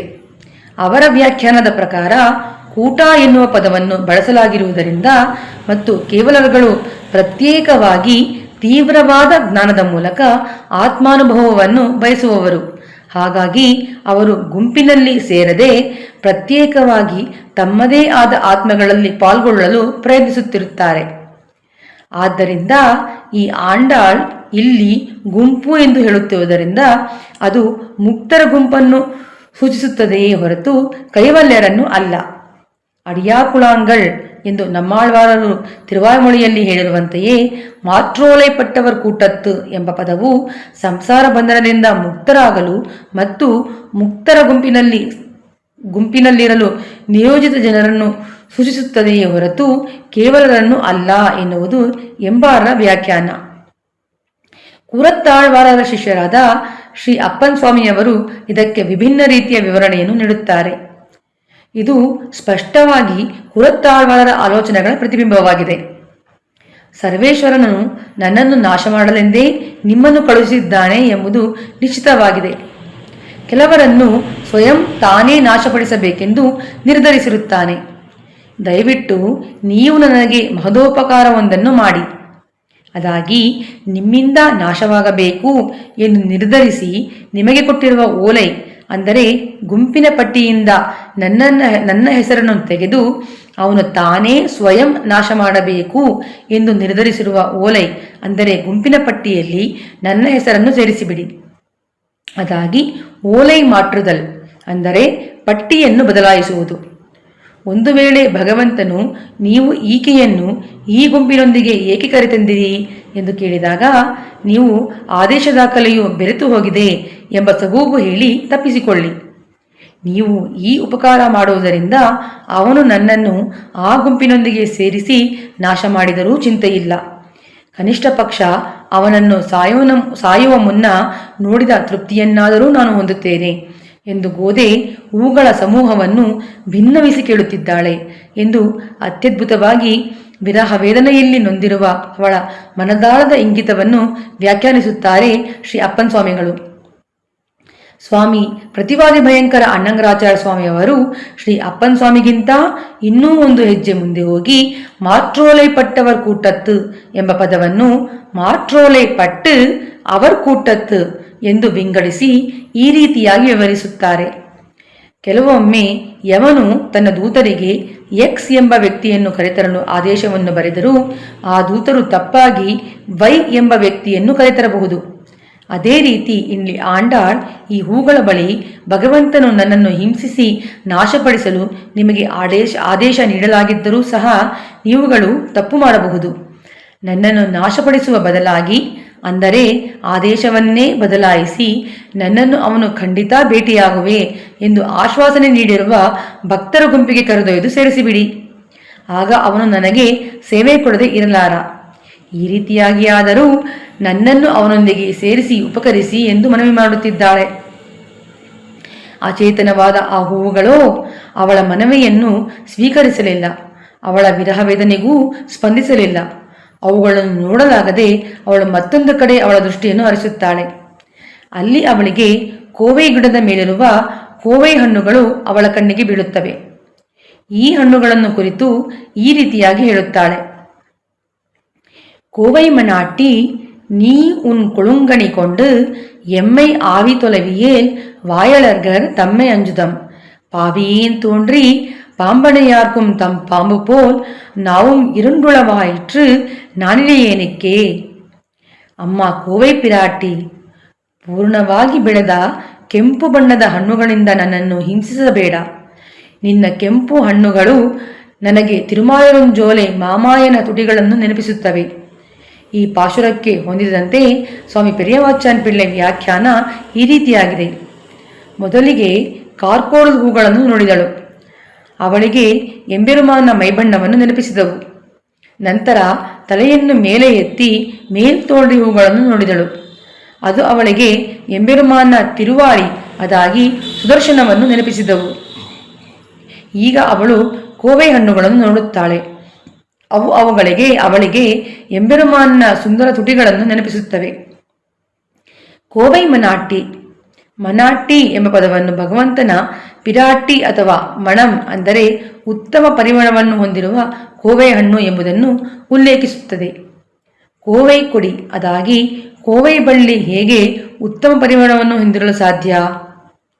ಕೋವೈ ಪಳಂ ಅಂದರೆ ಕೋವೈ ಹಣ್ಣು ಎಂಬೆರುಮಾನ್ನ ಕೆಂಪು ತುಟಿಗಳನ್ನು ಹೋಲುವುದರಿಂದ ಅವು ಎಂಬೆರುಮಾನ್ನ ತಿರುಪ್ಪವಳ ಅವನ ಹವಳಂತಹ ಕೆಂಪು ತುಟಿಗಳ ವಾಸನೆಯನ್ನು ಹೊಂದಿರುತ್ತವೆ. ಕರುಪ್ಪೂರಂ ನಾರುಮೋ ಕಮಲಪ್ಪೂ ನಾರುಮೋ ತಿರುಪ್ಪವಳ ಚವ್ವಾಯತಾನ್ ತಿತ್ತಿತ್ತಿರುಕುಮೋ ಎಂದು ಅವಳೇ ಈ ಹಿಂದೆ ಹಾಡಿದಂತೆ ಅವನ ಸುವಾಸನೆ ಭರಿತ ಅದರಗಳ ಕೆಂಬಣ್ಣವನ್ನು ಹೊಂದಿರುವ ಈ ಕೋವೈ ಹಣ್ಣುಗಳು ಸಹ ಅವನ ಅದರದ ಸುವಾಸನೆಯೊಂದಿಗೆ ಕೂಡಿರುತ್ತದೆ ಎನ್ನುವುದು ಗೋದೆಯ ಭಾವ ಎಂದು ಅತ್ಯದ್ಭುತವಾಗಿ ವರ್ಣಿಸುತ್ತಾರೆ ವ್ಯಾಖ್ಯಾನ ಚಕ್ರವರ್ತಿ பெரியவாச்சான் பிள்ளை. கோவை மணாட்டி நீ கோவை கொடியாகிற பெண்ணே, வேயர்த்தங்கள் குலக்கொடியாகிற என்னோடு கோவை கொடியாகிற நீ சக்கரத்தி போராட்டம் செய்கின்றாಯೋ? ಎಲೆ ಕೋವೆ ಬಳ್ಳಿಯಾಗಿರುವ ಹೆಣ್ಣೆ, ವಿಷ್ಣು ಚಿತ್ತರ ಬೇರ್ ಕುಲಕ್ಕೆ ಬಳ್ಳಿಯಾಗಿ ಜನಿಸಿರುವ ನನ್ನೊಂದಿಗೆ ಕೋವೈ ಬಳ್ಳಿಯಾಗಿರುವ ನೀನು ಸವತಿಯ ಹೋರಾಟ ಮಾಡುತ್ತಿರುವೆಯೇನು? ಮನಾಟಿ ಎಂದರೆ ಭಗವಂತನ ದೇವಿ, ಅದಾಗಿ ಪತ್ನಿಯ ಸ್ಥಾನವನ್ನು ನೀಡಿ ನೀನು ಅವನ ಪತ್ನಿಯಾಗಿ ನನಗೆ ಸವತಿಯಾಗಿ ನಿಂತು ನನ್ನೊಂದಿಗೆ ಹೋರಾಡಿ ನನ್ನನ್ನು ನಾಶ ಮಾಡುವ ಇಚ್ಛೆಯೊಂದಿಗೆ ಈ ರೀತಿ ನಿಂತಿರುವೆಯೇನು ಎಂದು ಆ ಕೋವೈ ಬಳ್ಳಿಯ ಬಳಿ ತನ್ನ ಸಂಕಟವನ್ನು ತೋಡಿಕೊಳ್ಳುತ್ತಿದ್ದಾಳೆ ಗೋದೆ. ಭಗವಂತನ ಸುವಾಸನೆ ಭರಿತ ತಿರುಪ್ಪವಳ ಚವ್ವಾಯಿನಂತೆ ಕೆಂಪು ಬಣ್ಣವನ್ನು ಹೊಂದಿರುವ ಕೋವೈ ಹಣ್ಣುಗಳನ್ನು ಹೊಂದಿರುವ ಕೋವೈ ಬಳ್ಳಿಯೇ ನೀ ಎಂದು ಒತ್ತಿ ಹೇಳುತ್ತಿದ್ದಾಳೆ. ಅದಾಗಿ ಈ ಕಂದಲ್ ಪುಷ್ಪಗಳು ಮೇಲ್ತೋಂಟು ಪುಷ್ಪಗಳು ಒಟ್ಟಾಗಿ ಸೇರಿ ನನ್ನನ್ನು ಹಿಂಸಿಸುತ್ತಿರುವುದು ಸಾಲದು ಎಂಬಂತೆ ನೀನೂ ಸಹ ಪೊದೆಯ ಮಧ್ಯದಲ್ಲಿ ಕಾಣಿಸಿಕೊಳ್ಳುವ ಮೂಲಕ ಆ ಹೂಗಳನ್ನು ಅನುಸರಿಸುತ್ತಿರುವೆಯಲ್ಲ, ಇದು ತರವೇ ಹೇಳಿ? ಉನ್ பெண்ணான நீ சிறிதும் ನಲಿವಿಲ್ಲಾಮಲ್ ಇರುಕ್ಕಿರಾಯೇ? ನೀನು ನನ್ನಂತೆ ಹಿಂಸೆಗೆ ಒಳಗಾಗದ ಕಾರಣ ಅವನಿಂದ ಬೇರ್ಪಟ್ಟ ನಾನು ಅನುಭವಿಸುತ್ತಿರುವ ವೇದನೆಯನ್ನು ನೀನು ಅರ್ಥ ಮಾಡಿಕೊಳ್ಳಲಾರೆ. ಬಳ್ಳಿ ಎನ್ನುವುದು ಸ್ತ್ರೀಲಿಂಗ ವಾಚಕವಾಗಿರುವುದರಿಂದ ಒಂದು ಹೆಣ್ಣಿನ ವೇದನೆಯನ್ನು ಮನಸ್ಸನ್ನು ಇನ್ನೊಂದು ಹೆಣ್ಣು ಅರ್ಥ ಮಾಡಿಕೊಳ್ಳಬಲ್ಲಳು ಎನ್ನುವುದೇ ನಿಜವಾದರೆ ನೀನು ನನ್ನ ಮನದಾಳದ ವೇದನೆಯನ್ನು ಅರ್ಥ ಮಾಡಿಕೊಂಡು ನನ್ನ ಕಣ್ಣಿಗೆ ಕಾಣಿಸಿಕೊಳ್ಳದೆ ಇರಬಹುದಿತ್ತಲ್ಲವೇ? ನಿನ್ನ ಕೆಂಪು ಬಣ್ಣದೊಂದಿಗೆ ನನ್ನ ಕಣ್ಗಳಿಗೆ ಕಾಣಿಸಿಕೊಂಡು ಅವನ ಸುಂದರವಾದ ಕೆಂಪು ತುಟಿಗಳನ್ನು ನಾನು ನೆನಪಿಸಿಕೊಳ್ಳುವಂತೆ ಮಾಡಿ ನನ್ನನ್ನು ಈ ರೀತಿ ಚಿತ್ರಹಿಂಸೆ ಮಾಡುತ್ತಿರುವೆಯಲ್ಲ, ಇದು ನಿನಗೆ ನ್ಯಾಯವೇ? ನೀನೇ ಹೇಳು. கொழுங்கணிகொண்டு உன்னுடைய பழம் உபமேயமான பவளச் செவ்வாயை போலே மிக்க செழுமை பெற்றென்றೋ இருக்கிறது. ಅದಾಗಿ ಈ ಕೋವೈ ಹಣ್ಣುಗಳು ತುಂಬಾ ಸುಂದರವಾಗಿ ಕೆಂಪು ಬಣ್ಣದ್ದಾಗಿದ್ದು ಅವು ಅವನ ಸುಂದರವಾದ ತುಟಿಗಳನ್ನು ಹೋಲುತ್ತವೆ. ಎಮ್ಮೈ நீ படுத்துகிற பாட்டையெல்லாம் தாங்குவதற்கு எனக்கு வலிமைಯುಂಡೋ? ನೀನು ನೀಡುತ್ತಿರುವ ಹಿಂಸೆಯನ್ನು ಸಹಿಸಿಕೊಳ್ಳುವಷ್ಟು ಚೈತನ್ಯ ನನ್ನಲ್ಲಿ ಉಂಟೇ ಹೇಳು. ಆವಿ ತೊಲವಿಯೇನ್ ಆಂಡಾಳ್ಗೆ ಪರಮಾಶ್ಚರ್ಯ. ಈ ಕೋವೈ ಹಣ್ಣುಗಳು ಅವಳನ್ನು ಸೌಮ್ಯವಾಗಿ ಅಥವಾ ಬಾಹ್ಯವಾಗಿ ಹಿಂಸಿಸುತ್ತಿವೆ ಎಂಬುದು ಮಾತ್ರವಲ್ಲ, ಅವು ಅವಳ ಆವಿಯನ್ನೇ, ಅದಾಗಿ ಅವಳ ಜೀವನದ ಬೇರುಗಳನ್ನೇ ಹೊಡೆಯುತ್ತಿವೆ. ಈಗಾಗಲೇ ಕಾರ್ಕೋಡದ ಹೂಗಳು ಮತ್ತು ಮೇಲ್ತೋಂಟಿ ಹೂಗಳು ಅವಳ ಜೀವವನ್ನು ಅವಳಿಂದ ದೂರ ಮಾಡಿವೆ. ಈಗ ಈ ಕೋವೈ ಹಣ್ಣುಗಳು ಸಹ ತಾವೇನೂ ಕಡಿಮೆ ಇಲ್ಲ ಎಂಬಂತೆ ಅವಳನ್ನು ಹಿಂಸೆ ಮಾಡಲು ತುದಿಗಾಲಲ್ಲಿ ನಿಂತಿವೆ. ಈ ಕೋವೈ ಹಣ್ಣುಗಳಿಗೆ ನನ್ನನ್ನು ಹಿಂಸಿಸುವುದನ್ನು ಬಿಟ್ಟರೆ ಮಾಡಲು ಬೇರೆ ಏನಿದೆ? ಮತ್ತು ಅವುಗಳು ನನ್ನನ್ನು ಈ ರೀತಿಯಾಗಿ ಚಿತ್ರವಧೆ ಮಾಡಿ ಏಕೆ ಹಿಂಸೆ ಮಾಡುತ್ತಿವೆ ಎನ್ನುವುದೇ ಅವಳ ಪ್ರಶ್ನೆ. ಕೋವೈ ಕೊಡಿಯಂತಹ ಅಚೇತನ ವಸ್ತುವು ಕೋದೈ ನುಡಿದ ಈ ಎಲ್ಲ ಮಾತುಗಳನ್ನು ಹೇಗೆ ಅರ್ಥ ಮಾಡಿಕೊಳ್ಳಲು ಸಾಧ್ಯ ಮತ್ತು ಅವಳಿಗೆ ಪ್ರತಿಕ್ರಿಯಿಸಲು ಸಾಧ್ಯ? ಹಾಗೂ ನಾನು ನಿನ್ನನ್ನು ಹಿಂಸೆ ಮಾಡುತ್ತಿಲ್ಲ ಅಥವಾ ನಿನ್ನ ಆವಿಯನ್ನು ನಾಶ ಮಾಡುತ್ತಿಲ್ಲ ಎಂಬಂತಹ ಮಾತುಗಳನ್ನು ಹೇಗೆ ಹೇಳಲು ಸಾಧ್ಯ? ಆದರೂ ಕೋವೈ ಹಣ್ಣುಗಳು ಅವಳಿಗೆ ಎಂಬೆರುಮಾನ್ನ ಕೆಂಪು ತುಟಿಗಳನ್ನು ನೆನಪಿಸುತ್ತಿವೆ ಮತ್ತು ಅವಳನ್ನು ಹಿಂಸಿಸುತ್ತಿವೆ ಎಂಬುದು ಸತ್ಯ. ಆದ್ದರಿಂದ ಅವು ಅಚೇತನಗಳು ಎಂಬುದನ್ನು ಮರೆತು ತನ್ನನ್ನು ಉಳಿಸುವಂತೆ ಬೇಡಿಕೊಳ್ಳುತ್ತಾಳೆ. ಈ ಸಂದರ್ಭಕ್ಕೆ ಹೊಂದುವಂತೆ ಮೇಘ ಸಂದೇಶದಲ್ಲಿನ ಕಾಳಿದಾಸನ ಉಲ್ಲೇಖವನ್ನು ಇಲ್ಲಿ ಉಲ್ಲೇಖಿಸಿದ್ದಾರೆ ವ್ಯಾಖ್ಯಾತ. ಕಾಮಾರ್ಥ ಹಿ ಪ್ರಕೃತಿ ಕೃಪಣಾ ಚೇತನಾ ಚೇತನೇಶು. ವಿರಹ ತಾಪವನ್ನು ಅನುಭವಿಸುತ್ತಿರುವವರಿಗೆ ಚೇತನ ಮತ್ತು ಅಚೇತನಗಳ ನಡುವಿನ ವ್ಯತ್ಯಾಸ ತಿಳಿದಿರುವುದಿಲ್ಲ. ವಾಯಳಗರ್ ತಮ್ಮೆ ಅಂಜುದಂ. ನಾನು ಎಂಬೆರುಮಾನ್ನೊಂದಿಗೆ ಕಳೆದ ಸಮಯದಲ್ಲಿ ಅವನೊಂದಿಗಿನ ಸಹವಾಸದ ಮಾಧುರ್ಯದಲ್ಲಿ ಮುಳುಗಿ ಇದು ಯಾವಾಗಲೂ ಕೊನೆಗೊಳ್ಳುತ್ತದೆ ಎಂದು ಭಯದಿಂದ ನನ್ನ ಕಣ್ಣುಗಳನ್ನು ಮುಚ್ಚುತ್ತಿದ್ದೆ. ಆದರೆ ಇಂದು ನಾನು ಅವನಿಂದ ಬೇರ್ಪಟ್ಟ ಸಂದರ್ಭದಲ್ಲಿ ಪ್ರಕೃತಿಯಲ್ಲಿ ಕಾಣುವ ಎಲ್ಲವೂ ನನಗೆ ಅವನನ್ನು ನೆನಪಿಸುವುದರಿಂದ ಅವುಗಳನ್ನು ನೋಡಲಾಗದೆ ಚಿತ್ರಹಿಂಸೆಗೆ ಒಳಗಾಗಿ ನಾನು ನನ್ನ ಕಣ್ಣುಗಳನ್ನು ಮುಚ್ಚುತ್ತಿರುವೆ. ನಾನು ನನಗೆ ಭಯವಾಗಿದೆ ಎಂದು ಹೇಳುತ್ತಿದ್ದರೂ ಕೋವೆ ಕುಡಿಯಾದ ನೀನು ಮಾಶುಚಃ ಎಂದು ಭಗವಂತನು ಗೀತೆಯಲ್ಲಿ ಹೇಳಿ ಭಯವನ್ನು ನಿವೃತ್ತಿ ಮಾಡಿದಂತೆ ನೀನು ಭಯಪಡಬೇಡ, ನಾನು ನಿನ್ನ ದೃಷ್ಟಿಯಿಂದ ಕಣ್ಮರೆಯಾಗುತ್ತೇನೆ ಎಂದು ಹೇಳಬಹುದಿತ್ತು. ಆದರೆ ಹಾಗೆ ಮಾಡದೆ ನೀನು ನಿನ್ನ ಕೆಂಬಣ್ಣದಿಂದ ನನ್ನ ಭಯವನ್ನು ಇನ್ನಷ್ಟು ಹೆಚ್ಚಿಸುತ್ತಿರುವೆ. ಇದು ತರವೇ? பாவியேன் தோன்றி இந்த கோவை கொடியின் காலிலே விழும்படி எம்பெருமானுடைய இயல்பு வேறுபட்டது நான் பிறந்த பின்பே என்றೋ. ನನ್ನ ಜನನವೇ ಭಗವಂತನ ಮನಸ್ಸನ್ನು ಬದಲಾಯಿಸಿ ಈ ಕೋವೆಕೊಡಿಯ ಪಾದಗಳಿಗೆ ಬೀಳುವ ದುಸ್ಥಿತಿಗೆ ಕಾರಣವಾಯಿತು. ನಾನು ಹುಟ್ಟುವ ಮೊದಲು ಪೆರಿಯಾಳ್ವಾರ್ ಮತ್ತು ಎಂಬೆರುಮಾನ್ ತಮ್ಮ ಎಲ್ಲ ರಹಸ್ಯಗಳನ್ನು ನಿಯಮಿತವಾಗಿ ಪರಸ್ಪರ ಹಂಚಿಕೊಳ್ಳುತ್ತಿದ್ದರು ಮತ್ತು ನಾನು ಜನಿಸಿದ ನಂತರವೇ ಎಲ್ಲವೂ ನಿಂತು ಹೋಯಿತು. பாவியேன் தோன்றி நாவும் இருண்டுಳವಾಯಿತು. ಪೆರಿಯಾಳ್ವಾರ್ ಅವರೊಂದಿಗೆ ಭಗವಂತ ಯಾವಾಗಲೂ ಸತ್ಯವನ್ನೇ ಹೇಳುತ್ತಿದ್ದರು ಮತ್ತು ಅವನಿಂದ ಯಾವುದೇ ದ್ವಂದ್ವ ಮಾತುಕತೆಯ ಸಮಸ್ಯೆ ಇರಲಿಲ್ಲ. ಅವನು ಯಾವುದೇ ದ್ವಂದ್ವ ಮಾತುಕತೆಯಲ್ಲಿ ತೊಡಗಿದ್ದರೆ ಅವರ ಸಂಬಂಧವು ತಕ್ಷಣವೇ ಕಳೆದು ಹೋಗುತ್ತಿತ್ತು. ಅವರ ನಿಜವಾದ ಸ್ವರೂಪವನ್ನು ಅರಿಯದ ಪೆರಿಯಾಳ್ವಾರ್ರಿಂದ ஒன்றே உரைப்பான் ஒரு சொல்லே சொல்லுவான் ಎಂದು ಅವರು ಕಾವ್ಯಮಯವಾಗಿ ತನ್ನನ್ನು ಹೊಗಳುವಂತೆ ಹಾಡಿಸಿಕೊಂಡವನಲ್ಲವೇ? ಈಗ ಅವನು ತನ್ನ ಕ್ರಿಯೆಯ ಮೂಲಕ ತನ್ನ ನಿಜವಾದ ಸ್ವರೂಪವನ್ನು ತೋರಿಸುತ್ತಿದ್ದಾನೆ. ಕೋದೆ ಬದುಕಲಿ ಅಥವಾ ಸಾಯಲಿ, ನಾನು ನನ್ನ ಮನಸ್ಸೋ ಇಚ್ಛೆ ನಡೆದುಕೊಳ್ಳುತ್ತೇನೆ, ಸ್ವತಂತ್ರನಾದ ನನ್ನನ್ನು ತಡೆಯುವವರು ಯಾರಿದ್ದಾರೆ ಎನ್ನುವಂತಲ್ಲವೇ ಅವನ ಈಗಿನ ನಡವಳಿಕೆ. ಇದೆಲ್ಲವೂ ನನ್ನ ಪಾಪದ ಜನ್ಮದಿಂದಾಗಿಯೇ ಅಲ್ಲವೇ ಎಂದು ದುಃಖಿಸುತ್ತಿದ್ದಾಳೆ. ಇದಕ್ಕೆ ಹೊಂದಿದಂತೆ ಶ್ರೀರಾಮಾಯಣದ ಸುಂದರಕಾಂಡದಲ್ಲಿ ಸೀತಾಪಿರಾಟಿ ಶ್ರೀರಾಮನಿಂದ ಬೇರ್ಪಟ್ಟಾಗ ಇದೇ ರೀತಿ ದುಃಖಿಸುತ್ತಾಳೆ ಎಂದು ಉಲ್ಲೇಖಿಸಿ ತೋರಿಸುತ್ತಾರೆ ವ್ಯಾಖ್ಯಾತ. ಖ್ಯಾತಃ ಪ್ರಾಜ್ಞಃ ಕೃತಜ್ಞಶ್ಚ ಸಾನುಕ್ರೋಶಶ್ಚ ರಾಘವಃ ಸದ್ವೃತ್ತೋ ನಿರನುಕ್ರೋಶಃ ಶಂಕೆ ಮದ್ಭಾಗ್ಯ ಸಂಶಯಾತ್. ಲಂಕೆಯ ಅಶೋಕವನದಲ್ಲಿ ರಾವಣನ ಸೆರೆಯಲ್ಲಿದ್ದ ಸೀತಾಮಾತೆಯು ಹನುಮಂತನು ಶ್ರೀರಾಮನ ಬಗ್ಗೆ ಹೇಳಿದಾಗ ದುಃಖದಿಂದ ಈ ಮಾತನ್ನು ಆಡುತ್ತಾಳೆ.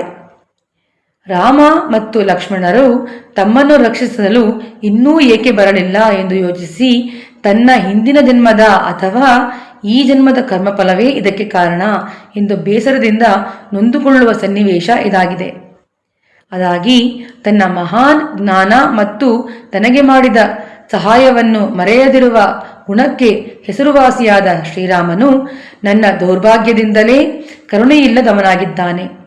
ಅಲ್ಲದೆ ಮಮೈವ ದುಷ್ಕೃತಂ ಕಿಂಚಿನ್ ಮಧ್ಯಸ್ಥಿನ ಸಂಶಯ ಎನ್ನುವಂತೆ ಶ್ರೀರಾಮ ಮತ್ತು ಲಕ್ಷ್ಮಣರು ನನ್ನನ್ನು ನಿರ್ಲಕ್ಷಿಸುವಷ್ಟು ನಾನು ಬಹಳ ದೊಡ್ಡ ಪಾಪಗಳನ್ನು ಮಾಡಿರಬೇಕು ಎಂಬುದರಲ್ಲಿ ಸ್ವಲ್ಪವೂ ಸಂದೇಹವಿಲ್ಲ ಎನ್ನುತ್ತಾಳೆ ಸೀತಾಮಾತೆ. ಇದೇ ರೀತಿ ಭರತ ಆಳ್ವಾನ್ ಮತ್ಪಾಪಮೇವಾತ್ರ ನಿಮಿತ್ತಮಾಸೀತ್ ವನಪ್ರವೇಶೇ ರಘುನಂದನಸ್ಯ ಎಂದು ಶ್ರೀರಾಮನು ಕಾಡಿಗೆ ಹೋಗಬೇಕಾಗಿ ಬಂದದ್ದು ತನ್ನ ಪಾಪಗಳ ಪರಿಣಾಮವಾಗಿ ಎಂದು ಪರಿಗಣಿಸುತ್ತಾನೆ. ಅದೇ ರೀತಿ ಕೋದೆಯೂ ಸಹ ಇಲ್ಲಿ ತನ್ನ ಪಾಪದ ಪರಿಣಾಮವಾಗಿ ನನಗೆ ಇಂತಹ ದುಸ್ಥಿತಿ ಒದಗಿ ಬಂದಿದೆ ಎಂದು ದುಃಖಿಸುತ್ತಿದ್ದಾಳೆ. ಪಾವಿಯೇನ್ ತೋಂಡ್ರಿ ಪಾಂಬಣೆಯಾರ್ಕುಂ ತಂ ಪಾಂಬು ಪೋಲ್. ಬಹುಶಃ ಎಂಬೆರುಮಾನ್ ಸ್ವಭಾವತಃ ಎರಡು ಮಾತುಗಾರನಲ್ಲ. ನನ್ನ ಜನನದ ಪರಿಣಾಮವಾಗಿ ತನ್ನ ಸರ್ಪದ ಹಾಸಿಗೆಯ ಮೇಲೆ ಮಲಗಿರುವವನಿಗೆ ಒಂದು ದೊಡ್ಡ ಅನಾಹುತ ಸಂಭವಿಸಿತು. ಅದೇನೆಂದರೆ ಅವನ ನಾಲಿಗೆಯು 2 ಭಾಗವಾಯಿತು. ಆ ಕವಲೊಡೆದ ನಾಲಿಗೆಯಿಂದ ಅವನು ನನಗೆ ಸುಳ್ಳು ಹೇಳಲು ಪ್ರಾರಂಭಿಸಿದನು. ಒಂದು ನಾಲಿಗೆಯಿಂದ ಅವನು ಬಂದು ನನ್ನನ್ನು ಕರೆದೊಯ್ಯುತ್ತೇನೆ ಎಂದು ಹೇಳಿದನು. ಇನ್ನೊಂದು ನಾಲಿಗೆಯಿಂದ ತಾನು ಹಿಂದೆಂದೂ ಹಾಗೆ ಏನನ್ನೂ ಹೇಳಿಲ್ಲ ಎಂದು ಹೇಳುತ್ತಾನೆ. ಇದೆಲ್ಲವೂ ನನ್ನ ಪಾಪದ ಕಾರಣ ಎಂದು ಭಾವಿಸಿ ನಾನು ಅವನಿಗಾಗಿ ನಾಚಿಕೆ ಇಲ್ಲದೆ ಹಂಬಲಿಸುತ್ತಿದ್ದೇನೆ. ಭಗವಂತನು 2 ನಾಲಿಗೆಯನ್ನು ಹೊಂದಿ ಸುಳ್ಳು ಹೇಳುವಂತೆ ಮಾಡಿದ್ದು ನನ್ನ ಜನನದ ಪಾಪವೇ ಆಗಿದೆ ಎಂದು ಅವಲತ್ತುಕೊಳ್ಳುತ್ತಿದ್ದಾಳೆ.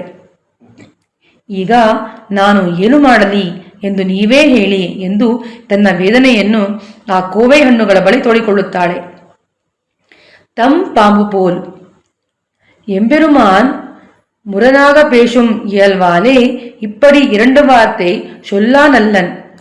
ஆதிசேஷனோடு சகவாச தோஷம் இப்படி வந்து முடித்தது. ಎಂಬೆರುಮಾನ್ನೊಂದಿಗಿನ ಕೋದೈನ ಕೋಪವು ಈಗ ಅವನನ್ನು ದಾಟಿ ಅನಂತಾಳ್ವಾನ್ನತ್ತ ಹರಿಯುತ್ತಿದೆ. ಅವಳು ಶ್ರೀವೈಕುಂಠದಲ್ಲಿ ಭೂದೇವಿಯಾಗಿ ಅದೇ ಸರ್ಪದ ಮೇಲೆ ಭಗವಂತನೊಂದಿಗೆ ತಾನೂ ವಿರಾಜಮಾನಳಾಗಿದ್ದರೂ ಸಹ ಈಗ ಅವಳು ಕೋಪದೊಂದಿಗೆ ತವನೊಂದಿಗಿನ ತನ್ನ ಸಂಬಂಧವನ್ನು ಕಡಿತಗೊಳಿಸುತ್ತಾ ತಂಪಾಂಬು ಎನ್ನುವುದರ ಮೂಲಕ ಎಂಬೆರುಮಾನ್ನೊಂದಿಗೆ ಮಾತ್ರ ಅವನ ಸಂಬಂಧವನ್ನು ಸಂಯೋಜನೆ ಮಾಡುತ್ತಿದ್ದಾಳೆ.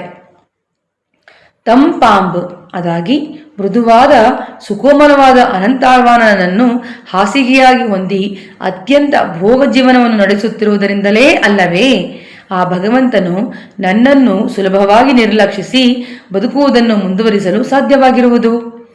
ಆದಿಶೇಷನೊಂದಿಗಿನ ಅವನ ಸಹವಾಸ ದೋಷದಿಂದಾಗಿಯೇ ಅವನಿಗೆ 2 ನಾಲಿಗೆಯೂ ಉಂಟಾಗಿರಬಹುದು. ಈ ಸಹವಾಸವು 2 ಪಟ್ಟು. ಭಗವಂತನು ಶ್ರೀರಾಮನಾಗಿ ಅವತರಿಸಿದಾಗ ಲಕ್ಷ್ಮಣನಾಗಿ ಅವತರಿಸಿ ಸದಾಕಾಲ ಅವನೊಟ್ಟಿಗೆ ಚಂದ್ರಾಕುಡೆಯಾಂ ಇರುಂದಾ ಸಿಂಹಾಸನಮಾಂ ಎನ್ನುವಂತೆ ಅವನೊಟ್ಟಿಗೆ ಇದ್ದವನಲ್ಲವೇ ಅವನು. ಅಷ್ಟೇ ಅಲ್ಲದೆ ಕೃಷ್ಣಾವತಾರದಲ್ಲಿಯೂ ಅವನ ಬೆಂಬಿಡದೆ ಬಲರಾಮನಾಗಿ ಅವತರಿಸಿದನಲ್ಲವೇ. ರಾಮ ಮತ್ತು ಲಕ್ಷ್ಮಣ ಹಾಗೂ ಕೃಷ್ಣ ಮತ್ತು ಬಲರಾಮ ಒಟ್ಟಿಗೆ ಶಾಲೆಗೆ ಹೋದವರಲ್ಲವೇ. ಇಷ್ಟಕ್ಕೆ ನಿಂತು ಹೋಯಿತೇ? ಇಲ್ಲ. ಅವನು ಆದಿಶೇಷನನ್ನು ತನ್ನ ಹಾಸಿಗೆಯಾಗಿಯೇ ಹೊಂದಿದ್ದಾನೆ ಮತ್ತು ಸದಾಕಾಲ ಅವನ ಮೇಲೆ ವಿರಾಜಮಾನನಾಗಿದ್ದಾನೆ. ಹೀಗಾಗಿಯೇ ಅವನಂತೆಯೇ ಇವನಿಗೂ 2 ನಾಲಿಗೆ ಉಂಟಾಗುವುದರಲ್ಲಿ ಆಶ್ಚರ್ಯವೇನೂ ಇಲ್ಲ ಎಂದು ಅನಂತಾವನನ್ನು ಸೇರಿಸಿ ತನ್ನ ವಿರಹ ವೇದನೆಯನ್ನು ಈಗ ಕೋಪದ ರೂಪದಲ್ಲಿ ಪ್ರಕಟಪಡಿಸುತ್ತಿದ್ದಾಳೆ ಕೋದೈ ಎಂದು ಅತ್ಯದ್ಭುತವಾಗಿ ವರ್ಣಿಸುತ್ತಾರೆ ವ್ಯಾಖ್ಯಾತ. ಎಷ್ಟಾದರೂ ಅವರು ವ್ಯಾಖ್ಯಾನ ಚಕ್ರವರ್ತಿ ಎಂದು ಬಿರುದಾಂಕಿತರಾದವರಲ್ಲವೇ. ತಂಪಾಂಬು ಎಂದು ಇಲ್ಲಿ ಹಾಡಿದಂತೆಯೇ ಇದಕ್ಕೆ ಮುನ್ನವೂ ಅವಳು ಪಾಂಚಜನ್ಯத்தை ಪದ್ಮನಾಭನೋಡು ವಾಯ್ದ ಪೆರುಂ ಶುದ್ಧಂ ಆಕಿಯ ಕೋದೈ ಎಂದು ಪಾಂಚಜನ್ಯವನ್ನು ಪದ್ಮನಾಭನ ಜೊತೆ ಜೋಡಿಸುತ್ತಾ ಪರೋಕ್ಷವಾಗಿ ಪಾಂಚಜನ್ಯದಿಂದ ತನ್ನನ್ನು ಬೇರ್ಪಡಿಸಿಕೊಂಡಿದ್ದನ್ನು ಕಾಣಬಹುದು. ಅಷ್ಟೇ ಅಲ್ಲ, ಪ್ರಸ್ತುತ ತಿರುಮಳೆಯ 10ನೇ ಪಾಶುರದಲ್ಲಿಯೂ ಅವಳು ಎಂಬೆರುಮಾನನ್ನು ತಂಗಳ್ ತೇವರ್ ಪೆರಿಯಾಳ್ವಾರರ ಪೆರುಮಾಳ್ ಎಂದು ಕರೆಯುತ್ತಾಳೆ. ಕೋದೈ ನಿರಂತರವಾಗಿ ತನ್ನನ್ನು ತಾನು ಬೇರ್ಪಡಿಸಿಕೊಳ್ಳುತ್ತಿರುವುದು ಏಕೆ ಎಂದರೆ ಇದಕ್ಕೆ ಅವಳ ಕೋಪ ಮತ್ತು ಹತಾಶೆಯೇ ಮೂಲ ಕಾರಣ ಎನ್ನುತ್ತಾರೆ ವ್ಯಾಖ್ಯಾತ. நாவும் இருளுளவாயிற்று. 2 நாள் இருந்ததால் 2 விதமாக பேசுவது போலே முன்னுக்கும் பின்முன்னாக இருந்து 2 விதமாக எம்பெருமான் பேசுகையாலே அவனுக்கும் 2 நா உண்டாயிருக்கிறது என்கிறாள். 2 நாவிருந்தால் ஒழிய 2 விதமாக வார்த்தை சொல்லுவது இயலாದೆಂದು ನಿನಕ್ಕಿರಾಳ್. ಅವನು 2 ನಾಲಿಗೆಗಳನ್ನು ಹೊಂದಿರುವ ವ್ಯಕ್ತಿಯಂತೆ ವಿರುದ್ಧವಾಗಿ ಮಾತನಾಡುತ್ತಿದ್ದಾನೆ. 2 ನಾಲಿಗೆಗಳನ್ನು ಹೊಂದಿರುವವನ್ನು ಹೊರತುಪಡಿಸಿ ಬೇರೆ ಯಾರೂ ಈ ರೀತಿಯ ದ್ವಿಭಾಷೆಯನ್ನು ಮಾತನಾಡಲು ಸಾಧ್ಯವಿಲ್ಲ. ರಾಮೋ ದ್ವಿರ್ನಾಭಿಭಾಷತೆ ಎನ್ನುವಂತೆ ರಾಮನು ಎಂದಿಗೂ ದ್ವಿಭಾಷೆಯಲ್ಲಿ ತೊಡಗಿದವನಲ್ಲ. ದ್ವಿಶರಣಂ ನಾಭಿಸಂದತ್ತೆ ದ್ವಿಸ್ಥಾಪಯತಿ ನಾಶ್ರಿತಾಂ ದ್ವಿರ್ದದಾತಿ ನ ಚಾರಿತ್ರ್ಯ ದ್ವಿರ್ನಾಭಿಭಾಷತೆ. ರಾಮ 2 ಬಾರಿ ಗುರಿ ಇಡುವುದಿಲ್ಲ, 2 ಬಾರಿ ಆಶ್ರಯ ನೀಡುವುದಿಲ್ಲ. ರಾಮನು ಸಾಧಕನಿಗೆ 2 ಬಾರಿ ಆಶ್ರಯ ನೀಡುವುದಿಲ್ಲ, ಒಂದೇ ಮಾತನ್ನು 2 ಬಾರಿ ಹೇಳುವುದಿಲ್ಲ. ಅವನು ಅದನ್ನು ಮೊದಲ ಬಾರಿಗೆ ಸಂಪೂರ್ಣವಾಗಿ ಮಾಡಿ ಮುಗಿಸುತ್ತಾನೆ. ಅದೇ ರೀತಿ ದ್ವಯೋಪತೇತ್ ಪೃಥ್ವಿ ಸ್ಯೇತ್ ಹಿಮವಾನ್ ಸಕಲಿ ಭವೇತ್ ಸುಷ್ಯೇತ್ ತೋಯನಿಧಿ ಕೃಷ್ಣೇ ನಮೋಮೋಗಂ ವಚೋ ಭವೇತ್. ಕೃಷ್ಣೇ, ಆಕಾಶ ಉರುಳಿ ಬೀಳಬಹುದು, ಭೂಮಿಯೂ ತುಂಡು ತುಂಡಾಗಬಹುದು, ಹಿಮಾಚಲ ಪರ್ವತವೂ ಛಿದ್ರವಾಗಬಹುದು, ಸಾಗರವೂ ಬತ್ತಿ ಹೋಗಬಹುದು, ಆದರೆ ನನ್ನ ವಚನವು ಎಂದಿಗೂ ವ್ಯರ್ಥವಾಗುವುದಿಲ್ಲ ಎನ್ನುವುದು ಶ್ರೀಕೃಷ್ಣನ ಮಾತುಗಳು. ಆದರೆ ಇವ್ಯಾವ ವಚನಗಳು ನನ್ನ ವಿಷಯದಲ್ಲಿ ನಿಜವಾಗಿಲ್ಲ. ಒಂದೆಡೆ ಅವನು ನೀನಿಲ್ಲದೆ ನಾನು ಬದುಕಲಾರೆ, ಉನ್ನೈ ಪಿರಿಯೇನ್ ಪಿರಿಂದಾಲ್ ಧರಿಯೇನ್ ಎಂದು ಹೇಳುತ್ತಾನೆ. ಮತ್ತು ನಂತರ ಅದನ್ನೆಲ್ಲ ಸುಳ್ಳಾಗಿಸಿ ನನ್ನಿಂದ ತನ್ನನ್ನು ತಾನು ಬೇರ್ಪಡಿಸಿಕೊಳ್ಳುತ್ತಾನೆ. ವಿಶೇಷವೇನೆಂದರೆ ಇಂತಹ 2 ನಾಲಿಗೆಯವನ ಮಾತುಗಳನ್ನು ನನ್ನನ್ನು ಹೊರತಾಗಿ ಉಳಿದ ಪ್ರಪಂಚವು ಇನ್ನೂ ಸತ್ಯವೆಂದು ನಂಬುತ್ತಿವೆ ಮತ್ತು ಗೌರವಿಸುತ್ತಿದೆ. ನಾನಿಲ್ಲಿ ಏನಕ್ಕೆ? ಒಂದೆಡೆ ನನ್ನ ತಂದೆ ಪೆರಿಯಾಳ್ವಾರ್ ನಿಸ್ವಾರ್ಥವಾಗಿ ಅವನ ಸೇವೆಗೆ ತಮ್ಮನ್ನು ಅರ್ಪಿಸಿಕೊಂಡವರು ಮತ್ತು ಭಗವದ್ ಅನುಭವದಂತಹ ಯಾವುದೇ ಸ್ವಾರ್ಥವನ್ನು ಮನದಲ್ಲಿ ಹೊಂದದೆ ಎಂಬೆರುಮಾನ್ನ ಕಲ್ಯಾಣದ ಬಗ್ಗೆ ಮಾತ್ರ ಕಾಳಜಿ ವಹಿಸಿದರು ಮತ್ತು ಅವನಿಗೆ ಯಾವುದೇ ಹಾನಿಯಾಗುವ ಭಯವನ್ನು ಹೋಗಲಾಡಿಸಲು ಅವನಿಗೆ ಪಲ್ಲಾನು ಹಾಡಿದರು. ಮತ್ತೊಂದೆಡೆ ಪೆರಿಯಾಳ್ವಾರರ ತಿರುಕುಮಾರ್ಯಾದ ನಾನು ಭಗವಂತನ ನ್ಯೂನತೆಗಳನ್ನು ನಾಚಿಕೆಯಿಲ್ಲದೆ ಪ್ರಚಾರ ಮಾಡುತ್ತಾ ಅವನನ್ನು ಪಡೆಯುವ ಬಗ್ಗೆ ಮಾತ್ರ ಚಿಂತಿತಳಾಗಿದ್ದೇನೆ. ಹೋ, ಪೆರಿಯಾಳ್ವಾರ್ ಅವರಿಗೆ ಜನಿಸಿದ ನಾನು ನಾಚಿಕೆಯಿಲ್ಲದೆ ಈ ಕೃತ್ಯದಲ್ಲಿ ಪಾಲ್ಗೊಳ್ಳುವುದು ಎಂತಹ ವಿರೋಧಾಭಾಸ! ಸದಾ ಸತ್ಯವನ್ನೇ ನುಡಿಯುವವರಾದ ಅವನು ತನ್ನ ಸ್ವಭಾವವನ್ನು ಮರೆತು ನನ್ನ ವಿಷಯದಲ್ಲಿ ಈಗ 2 ನಾಲಿಗೆಯ ಸ್ವಭಾವವನ್ನು ಮಾರ್ಪಡಿಸಿಕೊಂಡು ಸುಳ್ಳುಗಾರನಾದ ಮಾತ್ರಕ್ಕೆ ಅಂತಹ ಪೆರಿಯಾಳ್ವಾರರ ಮಗಳಾಗಿ ಜನಿಸಿದ ನಾನು ನನ್ನ ಸ್ವಭಾವವನ್ನು ಬದಲಾಯಿಸಬೇಕಾಗಿಲ್ಲ. ಹಾಗೆ ಮಾಡಿದರೆ ಅದು ಎಂತಹ ನಾಚಿಕೆಗೇಡಿನ ಸಂಗತಿ ಎನಿಸಿಕೊಳ್ಳುವುದಿಲ್ಲವಿಲ್ಲವೇ ಎಂದು ತನ್ನ ಸ್ವಭಾವವು ಹೀಗಾಗುವುದಕ್ಕೂ ಭಗವಂತನ ಬದಲಾದ ಸ್ವಭಾವವೇ ಕಾರಣ ಎಂದು ದೂರುತ್ತಿದ್ದಾಳೆ ಕೋದೈ ಎಂದು ಅತ್ಯಂತ ಮನೋಜ್ಞವಾಗಿ ವರ್ಣಿಸುತ್ತಾರೆ ವ್ಯಾಖ್ಯಾತ. ಕೋವೈ ಮರಾಠಿಯಿಂದ ಉಂಟಾಗುತ್ತಿರುವ ವೇದನೆಯಿಂದ ಪಾರಾಗಲು ತನ್ನ ದೃಷ್ಟಿಯನ್ನು ಬೇರೆಡೆಗೆ ತಿರುಗಿಸುತ್ತಾಳೆ ಕೋದೈ. ಆದರೆ ಅಲ್ಲಿಯೂ ಅವಳಿಗೆ ವೇದನೆ ನೀಡಲೆಂದೇ ಮುಲ್ಲೆ ಗಿಡಗಳಲ್ಲಿ ಬಿಳಿಯ ಮುತ್ತಿನಂತಿರುವ ಹೂವುಗಳು ಗೋಚರಿಸಿ ಅವಳ ವೇದನೆಯನ್ನು ದ್ವಿಗುಣಗೊಳಿಸುವಲ್ಲಿ ಯಶಸ್ವಿಯಾಗುತ್ತವೆ. ಅವಳನ್ನು ಆ ಮುಲ್ಲೆ ಹೂವಿನ ಗಿಡವು ಯಾವ ರೀತಿ ಹಿಂಸಿಸಿದವು? ಇನ್ನೊಂದು ಅರ್ಥದಲ್ಲಿ ಅವಳು ಆ ಮುಲ್ಲೆ ಹೂಗಳಿಂದ ಯಾವ ರೀತಿ ಚಿತ್ರಹಿಂಸೆಯನ್ನು ಅನುಭವಿಸಿದಳು? ಮುಂದಿನ ಆಂಡಾಳ್ನ ಸ್ಥಿತಿಗತಿಯೇನು? ಅವಳಿಗೆ ತನ್ನ ವಿರಹ ತಾಪವನ್ನು ತೀರಿಸಿಕೊಳ್ಳುವ ಮಾರ್ಗೋಪಾಯ ದೊರಕಿತೆ? ಭಗವಂತನು ಅವಳ ಮೊರೆಯನ್ನು ಸ್ವೀಕರಿಸಿದನೋ ಇಲ್ಲವೋ? ಹಾಗೆ ಸ್ವೀಕರಿಸದೇ ಇದ್ದಾಗ ಆಂಡಾಳ್ ಮುಂದೇನು ಮಾಡುತ್ತಾಳೆ ಎನ್ನುವುದನ್ನು ಆಚಾರ್ಯ ಅನುಗ್ರಹದಿಂದ ನಾಳೆಯ ದಿನ ಅನುಭವಿಸೋಣ ಎಂದು ಹೇಳುತ್ತಾ, ಅಲ್ಲಿಯವರೆಗೂ ನಿಮ್ಮ ಕುತೂಹಲವನ್ನು ಕಾಯ್ದಿರಿಸಿಕೊಳ್ಳಿ ಎಂದು ಪ್ರಾರ್ಥಿಸಿಕೊಳ್ಳುತ್ತಾ ಶ್ರೀ ಯದುಗಿರಿ ಯತಿರಾಜ ನಾರಾಯಣ ರಾಮಾನುಜ ಜೀಯರ್ ಸ್ವಾಮಿಗಳ ಶ್ರೀಪಾದಗಳಿಗೆ ಕೃತಜ್ಞತಾಪೂರ್ವಕ ನಮನವನ್ನು ಸಲ್ಲಿಸುತ್ತಾ, ಅಸ್ಮದಾಚಾರ್ಯರಾದ ದಾಶರಥಿ ಶ್ರೀ ಮೊದಲಿಯಾಂಡಾನ್ ಸ್ವಾಮಿಯವರ ತಿರುಕಮಲ ಪಾದಗಳಿಗೆ ನಮಸ್ಕರಿಸುತ್ತಾ ಇಂದಿನ ಸಂಚಿಕೆಗೆ ಮಂಗಳವನ್ನು ಹಾಡುತ್ತಿದ್ದೇನೆ. ಅಡಿಯೇನ್ ಶ್ರೀ ರಾಮಾನುಜದಾಸಿ ಕೃಷ್ಣ ತಪಸ್ವಿನಿ. ಶ್ರೀಮತ್ಯೇ ವಿಷ್ಣುಚಿತ್ತಾರ್ಯ ಮನೋನಂದನೆ ಹೇತುವೆ ನಂದನಂದನ ಸುಂದರಿಯೇ ಗೋದಾಯೇ ನಿತ್ಯಮಂಗಳಂ. ಶ್ರೀಮತಿ ಸೋಮೇಜಾ ಮಾತೃ ಮುನೀಂದ್ರಾಯ ಮಹಾತ್ಮನೆ ಶ್ರೀರಂಗವಾಸಿನೇ ಭೂಯಾತ್ ನಿತ್ಯಶ್ರೀ ನಿತ್ಯಮಂಗಳಂ. ಮಂಗಳಾಶಾಸನ ಪರೇರ್ ಮದಾಚಾರ್ಯ ಪುರೋಗಮೈ ಸರ್ವೈಶ್ಚ ಪೂರ್ವೈರಾಚಾರ್ಯೈ ಸತ್ಕೃತಾಯಾಸ್ತು ಮಂಗಳಂ. ಆಂಡಾಳ್ ರಂಗಮನ್ನಾ ತಿರುವಡೆಗಳೇ ಶರಣಂ. ಆಳ್ವಾರ್ எம்பெருமானார் ஜியர் திருவிடைகளே சரணம். ஆச்சாரியன் திருவிடைகளே சரணம். ஸ்ரீமதே ராமானுஜாய நமஹ.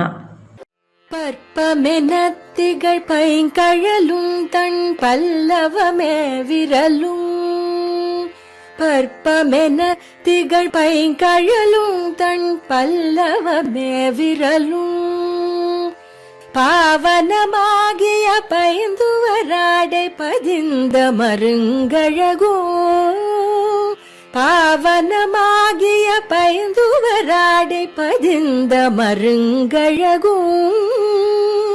முப்புரி நூலோடு முன்கையில் ஏந்திய முக்கோல் தன்னழகும் எப்பொழுதும் யதிராசன் வடிவழகு என் இதயத்துள்ளதால் இல்லை எனக்கெதிர் இல்லை எனக்கெதிர் இல்லை எனக்கெதிரே இல்லை எனக்கெதிர் இல்லை எனக்கெதிர் இல்லை எனக்கெதிரே இல்லை எனக்கெதிரே இல்லை எனக்கெதிரே இல்லை எனக்கெதிரே